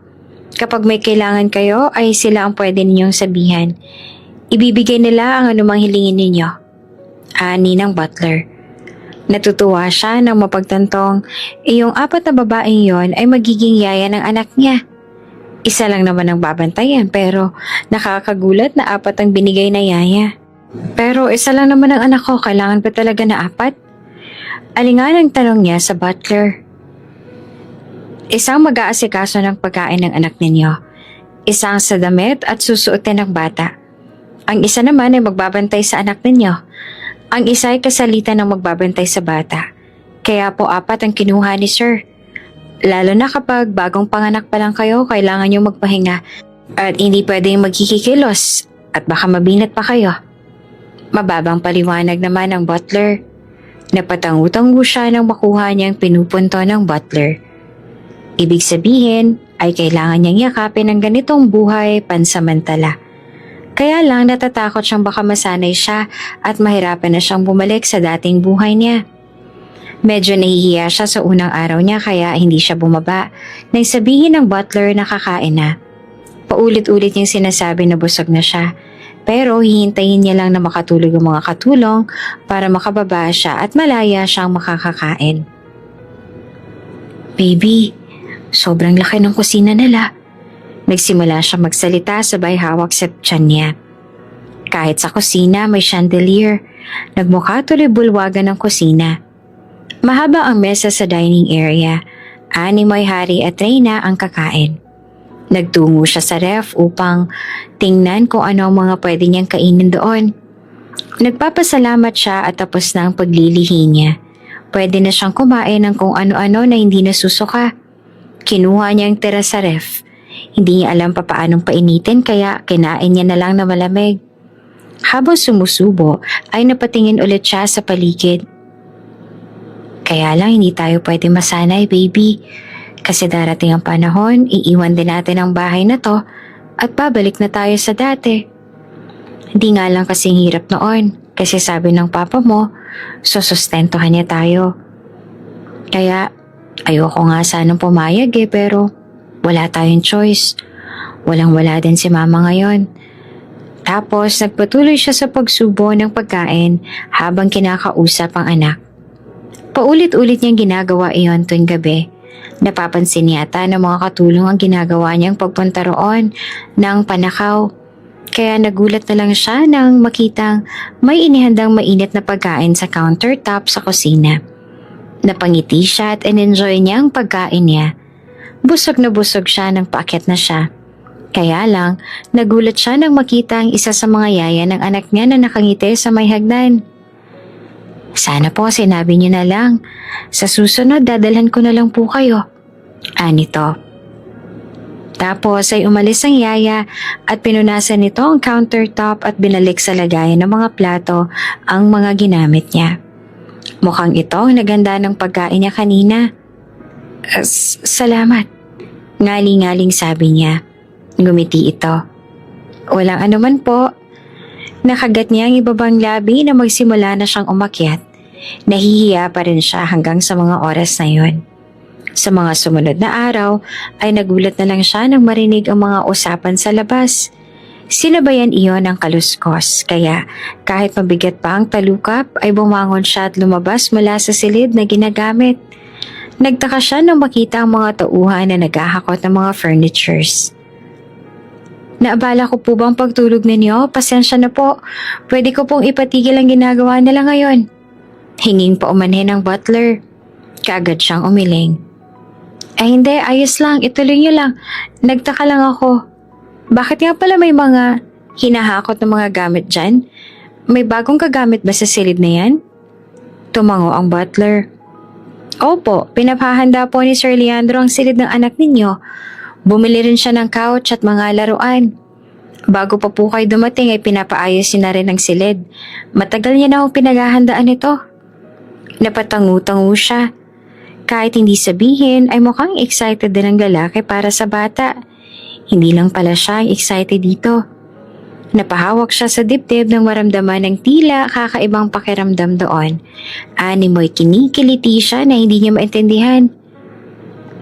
Sige, balik na muna ako.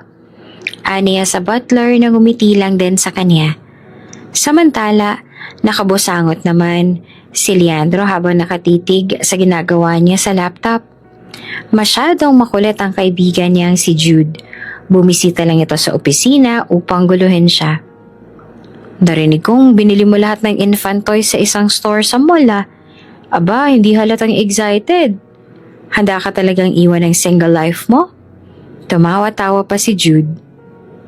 Shut up, Jude. Magseryoso ka na rin sa babae. Baka karmahin ka pa. Sinamaan niya ito ng tingin. Ilang ektarya nga yung binili mong lupa sa Baguio? Malaki-laki rin yun, ha?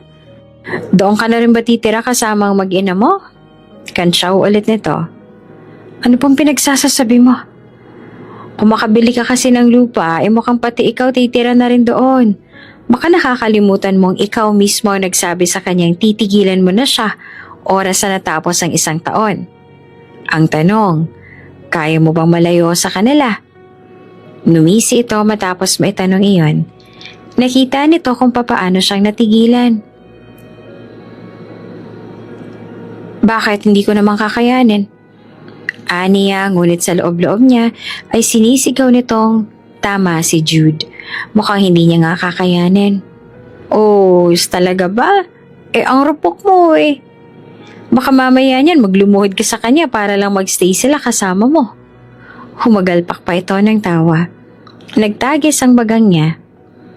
Hindi mangyayari yon. Never, Jude. May tigas sa boses niya. Okay, sinabi mo eh. Tapos ay ngumisi ito. Matagal bago nakaalis ang kaibigan. Halos maghapon itong tumambay roon para kulitin lang siya. Kulang na lang ay ihagis niya ito sa building para magtigil na. Natapos lang ang nakaka-stress niyang araw nang makauwi na siya. Sakto naman at alas 12 na nang makarating siya sa bahay. Natigilan siya nang matanaw si Olivia na bumaba. Alas 12 na, pero gising pa rin siya. Kaya sinundan niya, hanggang sa naabutan niya ito sa kusina. Nakita niya kung papaano nito abutin ng pinggan sa taas. Sa height nito, halatang hindi nito magagawang abutin ng pinggan, kaya siya na mismo ang lumapit para kunin ng pinggan. Nagulat ito at napaatras. Mabilis niyang nahawakan ang braso nito bago pa itong natumba. Sorry. Tapos ay kaagad itong lumayo sa kanya. Inilapag niya ang pinggan. You should call our maids. Napalunok ito at umiling. Natutulog sila. Hindi naman pwedeng guluhin ko pa ang tulog nila. Pagod din sila sa maghapon na trabaho, tsaka kaya ko naman na. Natigilan siya sa sinabi ng babae. Kumpara kay Cassie na walang pakialam sa iba, ay iba naman tong si Olivia. Malalim ang pangunawa ni Olivia. Independent at hindi ito umaasa sa iba. Malayong malayo talaga. Napangiti siya. Nakita niya ang kumuha ng malalim na kanin mula sa ref si Olivia. Inilagay iyon sa plato at saka nilagay rin ang ulam na nagmula sa ref. Hindi na nito ininit pa ang mga iyon at tukmang kakainin ng babae. Olivia, aniya sabay bawi sa kutsara nito. Let's put this in the microwave. Hindi mo pwedeng kainin ng malamig yan. Napanganga ito at kalaunan ay napayoko. Nagtagis ang bagang niya. Dapat pinapakain ito ng bagong lutong pagkain. Pero imbis na gawin yun ay kumakain ito ng malamig na pagkain mula sa ref. Nasanay na kasi ako. Parating ganyan ang pagkain ko sa apartment noon. Mahina ang sambit nito. Hindi niya lubos sa kalaing sa kahirapan ng buhay, ay nasasanay na lang itong magtiis sa kung ano ang nandyan. Sasabihan ko mga katulong na ihanda lahat ng makakain mo at dapat nilang ihatid yon sa silid mo. Hindi pwedeng ikaw pa ang bababa para makakain. May kakaibang sakit siyang naramdaman sa puso niya habang sinasabi iyon. Kaya lang nakakahiyang. You're too humble and kind. Naiintindihan kita. Ayaw mo silang maabala. Pero nandyan sila dahil may purpose sila. Hindi sa lahat ng bagay ay kailangan mong sarilinin ng lahat. Meron namang mga taong pwedeng tumulong sa'yo. Putol niya sa sasabihin nito. Nasanay itong independent sa loob ng ilang taon. Ngayon nasa poder niya ang babae ay parang gusto niyang ispoil ito. Gusto niyang ibigay ang mga bagay na hindi nito makuha noon. Gusto niyang sa pagkakataong yon ay isipin din nito ang sarili. Nilagay niya sa microwave ang pagkain nito at matyaga nitong hinintay ang pagkain. Pinagmasdan niya ang maamong mukha ni Olivia. Hindi niya alam kung bakit pero nakakatuwa itong titigan. Animoy bata itong walang alam sa mundo. Animoy inosenteng nilalang na kailangang alagaan ng mabuti. Olivia is just too kind. Dahil sa kabaitan nito ay maaaring abusuhin ito ng iba. Sa kabila ng nangyari dito, hindi ito kailanman nagsalita ng masama sa taong dahilan kung bakit ito napunta sa ganitong sitwasyon. Biktima ito at hindi nito deserve ang nangyari. Pero nakikita niyang hindi ito nagtanim ng galit sa mga taong iyon. Mainit na. Heto, kumain ka na. Tapos ay inilipag niya ang plato nito sa harapan nito. Napansin naman nitong hindi pa siya umaalis. Bakit? Naiilang nitong tanong. Just eat. Babantayan kita. Sabay na tayong umakyat. Ani at nagtungo sa sala upang hindi na mailang si Olivia habang kumakain. Seryoso habang nasa meeting si Leandro, kaya lang panay ang tingin niya sa cellphone niya habang patuloy na nagsasalita ang empleyado niya. Ika 9 months na ni Olivia, Katapusan ng buwan niya ngayon at sabi ng OB ay maaaring lumagpas ng kaunti sa exact due date ang panganganak ng babae dahil first time na to. At ngayon na nga ang end ng buwan na hinihintay nila. Sir, masakit na daw po ang tiyan ni Miss Olivia. Dadalhin na namin siya sa ospital ngayon. Bigla siyang napatayo sa gitna ng meeting. Lahat ng investors at mga empleyado na nandoon ay kaagad na dumapo ang nagtataka mga mata sa kanya. Lumawak ang pisngi niya. Keep going. May mas importante lang akong bagay na dapat puntahan ngayon. Ikaw na ang bahala. Aniya sa lahat sabay turo sa secretary niya sa huli. Kaagad niyang kinuha ang coat niya at lumabas ng meeting room. Halos patakbo siyang nagtungo sa elevator at ilang beses niyang pinindot ang button na iyon. Faster! Kailangan mong makarating ka agad dito. Ihatid mo ako sa ospital na pagdadalhan kay Olivia. Aniya sa nagmamadaling tono. Nagpasalamat siya at nakarating naman kaagad ang sasakyan niya. Kaagad siyang sumakay. Faster please! Aniya na hindi na makapaghintay na makarating sa ospital. Kaagad siyang nagtungo sa silid na kinaroroonan ni Olivia at naabutan niya ang babae na nasa labor room pa lamang. Ngumingiwi pa lang ito sa sakit. It's okay, I'm here. Nang makapasok siya sa labor room, kaagad niyang niyakap ang babae na umiiyak na sa sakit. Matagal-tagal pa raw. Malayo pa ang bata. Kaya lang sobrang sakit na. Ani ni Olivia na nanginginig na sa matinding sakit. Nagtagis ang bagang niya. Nasasaktan siya habang pinagmamasan ito. Namumutla at nagpapawis na ito kahit may aircon naman ang room na kinuha nila. She's in pain. May magagawa ba kayo para mabawasan yon? Nurse, please, may magagawa ba kayo para mabawasan yon? Hindi niya na magawang tingnan si Olivia dahil nasasaktan din siya habang nakikita ang nasasaktan ito. Ayos lang, okay lang, kaya ko pa naman. Awat ni Olivia sa kanya dahil maging siya ay gusto na makipag-away sa mga nurse doon upang bawasan ng mga ito ang sakit na nararamdaman ni Olivia.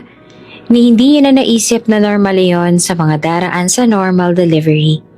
Inabot ng gabi ang labor at sa wakas ay iniluwal na rin ng sanggol ang kanilang first baby boy.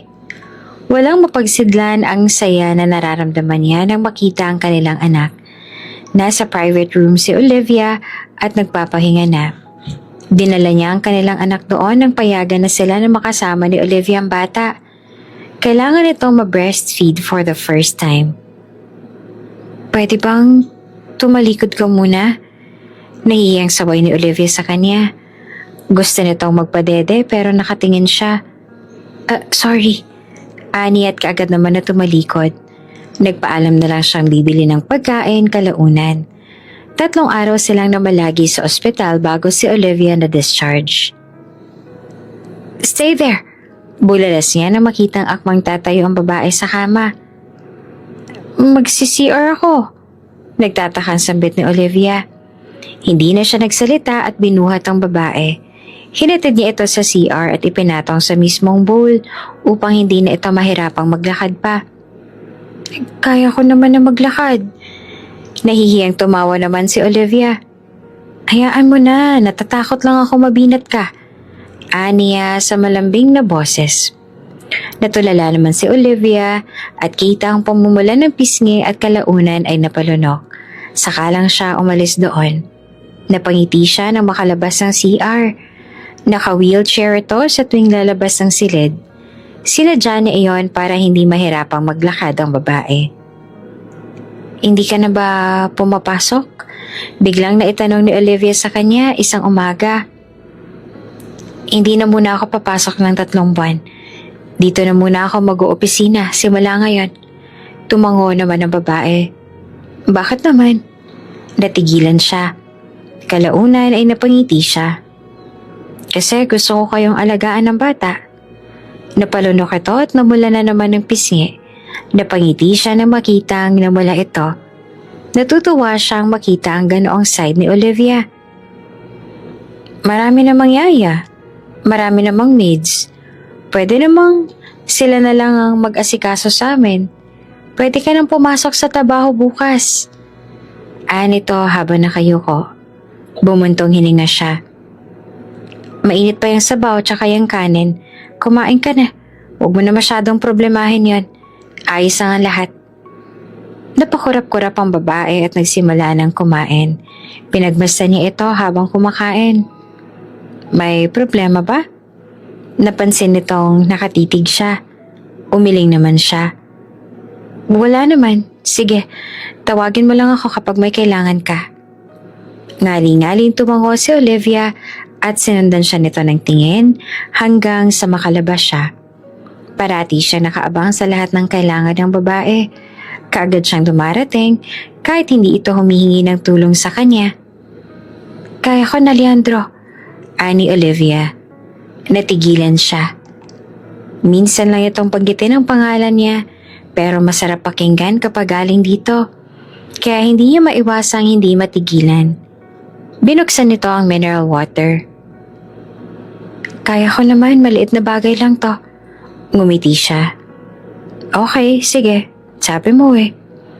Tapos pinagmasdan niya naman ito habang umiinom ito ng tubig. Bakit? Nito na nagtataka. Umiling siya. Wala. Hindi niya lang masabi na gustong-gusto niya itong tinititigan. Sobrang ganda kasi nito sa paningin niya. Hindi niya na rin maintindihan ang sarili niya. Tanghali ay nakita niya ang kanyang mag-ina sa Teresa. Kalong-kalong ni Olivia ang kanilang anak. Sa malayong pwesto ay nakatayo siya at tahimik niyang pinagmamasdan ng dalawa. Sa isip niya na itanong niya, paano kung dumating ang oras na kailangan na nilang magkanya-kanya ng daan? Matapos ang 1 taon ay aalis na sina Olivia sa mansyon at titira na ang kanyang mag-ina malayo sa kanya.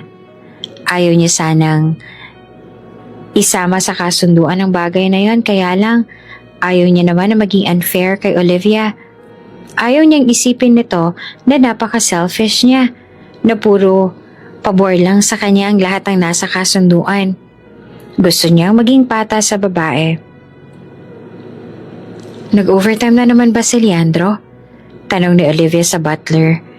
Ngumiti ito at tumango. Bukas pa po siya makakauwi. O baka dumiretso po sa kondo. Sasabihin ko po sa inyo kapag may nalaman na ako. Nagpasalamat siya dito at bumuntong hininga. After 3 months ay bumalik si Leandro sa trabaho. Kaya lang, nagulat siya nang malaman na halos hindi na ito umuwi. Sinanay siya ng lalaki na parati itong nasa tabi niya. Tapos ngayon, biglang mailap ito sa kanya. Parati niya na lang naririnig na nag-overtime ito sa trabaho. Hindi niya alam kung normal ba ito sa lalaki. Pero, nanibago siya. At parang nasasaktan siya sa pagbabagong iyon. Parang hindi na ito ang Leandro na nakasama niya sa ilang buwan na iyon. 3 araw na yata hindi umuwi si Leandro. Hindi kaya masyado na naman sinasagad ang sarili niya? Baka magkasakit siya niyan. Nag-aalalang usisa niya sa butler habang kumakain siya sa dining. Ngumiti ito. Ayos lang, sir. Mamaya uuwi rin yun. Tatawagan ko po ba siya? Sasabihin ko po ba na hinahanap niyo siya? Namilog ang mga mata niya at kaagad na umiling. Huwag na po. Ayos lang. Nag-aalala lang po ako baka kasi hindi niya na naaasikaso ang sarili niya. Palihim naman na napangiti ang butler. Tila may nararamdamang kakaiba. Inulit pa iyon ni Leandro sa susunod na araw kung kaya't nagdesisyon na siyang hintayin ng lalaki sa sala. Inabot siya ng 1 a.m. sa paghihintay dito. Gusto niya lang namang kamustahin ng lalaki. Ilang araw niya na itong hindi nakakausap. Leandro? Tila na estatwa ang lalaki nang marinig ang boses niya. Gulat na nilingon siya nito. You're still awake? Nito nabakas pa rin ang gulat sa mga mata. Ngumiti siya, ngunit may pait. Ayos ka lang ba? Parati ka na lang late kung umuwi. Parati ka na lang nag-overtime. Napanganga ito at hindi agad nakapagsalita. Marami lang ginagawa sa office. Pagdadahilan nito. May problema ba? Direktang tanong niya. Kasi hindi naman ganito noon si Leandro. Ngayon lang at ipinagtataka niya iyon. Nang itanong niya iyon ay kaagad na nanlamig ang mga mata ng lalaki. Doon niya napagtantong, meron nga silang problema. Pwede mong sabihin sa akin? Pag-uudyok niya. Nagbitiw ito ng sarkastikong ngiti. May magbabago ba? Kapag ba sinabi ko sa'yo hindi na ba kayo aalis pagkatapos ng taong to? Pinagbasta niya ang lalaki. Hindi siya nagsalita. Nakikita niya ang pait at sakit sa mga mata nito. Hindi niya inaasahang tungkol doon ang itatanong nito. See? Wala pa rin mangyayari. Kaya ayos lang. Mas mabuti ng ganito. Kasi aalis lang din naman kayo. Baka kasi mas lalo akong ma-attach sa inyo ng anak natin. Baka mas mahirapan lang ako. Nito sa mapait na boses. Tapos ay tumalikod ito. Pinagmasdan niya ang likuran ng lalaki. Paano kung sasabihin kong hindi ka namin iiwan? Natigilan si Leandro sa kinakatatayuan. Unti-unti itong lumingon sa kanya. Tulala. Bakas ang gulat sa mga mata. What? What did you say? Hindi makapaniwalang sambit nito. Ngumiti siya ng may gaan. Hindi na kami aalis, Leandro. Ulit niya. Nagulat na lang siya nang tawirin nito ang distansya nilang dalawa at niyakap siya ng mahigpit. Tumulo ang luha niya. Nitong mga nagdaang araw niya lang napagtanto kung bakit nag-aalala at naaapektuhan siyang wala si Leandro sa paligid. Kasi may nararamdaman din siya sa lalaki. Natatakot siyang mag-risk baka magkaiba sila ng nararamdaman. Ngunit natutuwa siyang nagkakaintindihan naman pala ang kapwa nila mga puso. Thank you, my ice princess. Natigilan siya sa sunod na binulong na Leandro sa kanya. Kaagad siyang humiwalay sa pagkakayakap dito. Nakita niyang nakangisi ito ngayon. Anong tinawag mo sa akin? Niya nakakunot ang noo.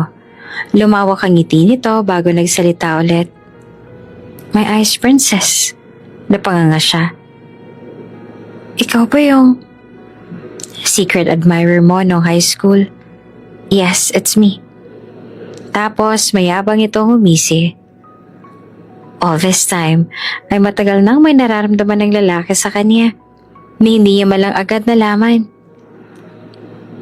NBSB ka at masaya ako roon. Ibig sabihin, parati ako may chance. Kaya lang parati ako naduduwag kasi malamig akong tumingin. Natatakot akong baka tarayan at deadmahin mo lang ako. Pagkukwento nito. Kaya pala Ice Princess ang tawag na to sa kanya noon. Natatawa na lang siya kalaunan. Magkasabay silang kumain noong gabing yon. Tapos sa isa-isa nilang binasa ang mga love letter nito sa kanya noong high school. Nahihiyang pinakinggan ni Leandro ang lahat ng kakornihan nito noong high school.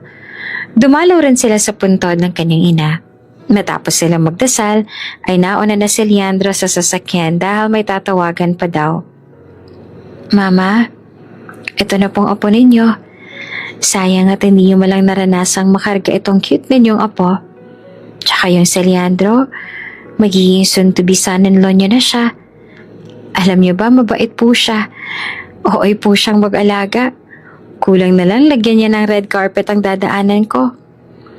Nagpapasalamat ako, Mama, na nakatagpo ako ng taong mamahalin kami ng anak ko ng lubos.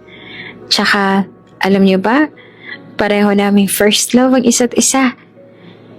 Kalaunan ay humabang kwento niya sa mama niya. Namiss niyang ganito. Noong buhay pa ang mama niya ay sobrang madaldal siya.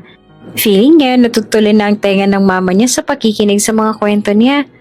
Halos gawin niya na ang diary ang ina sa dami ng kwento niya sa mga nangyari sa buong araw niya. Sana po masaya kayo kung nasan man kayo ngayon. Pupunta kaming Korea next month, Ma. Papasyalan ko lahat ng mga lugar na napanood natin sa mga K-drama. Tumingala siya sa langit nang mapansin niya ang payong na humarong sa katamtamang init ng araw. Tara na. Ni Leandro na nakangiti. Dinalan sila nito ng payong kahit hindi naman ganoon talaga kainit. Ngumiti siya at tumango. Tumayo siya at kinarga ni Leandro ang anak nila. Nilingon niya muli ang puntod ng mama niya. Tsaka siya yumakap sa braso na Leandro. Tapos ay sabay na silang nagtungo sa sasakyan. Hindi mo naman ako siniraan sa mama natin? Usisa pa ni Leandro sa kanya at natawa na lang siya. Sira ka talaga.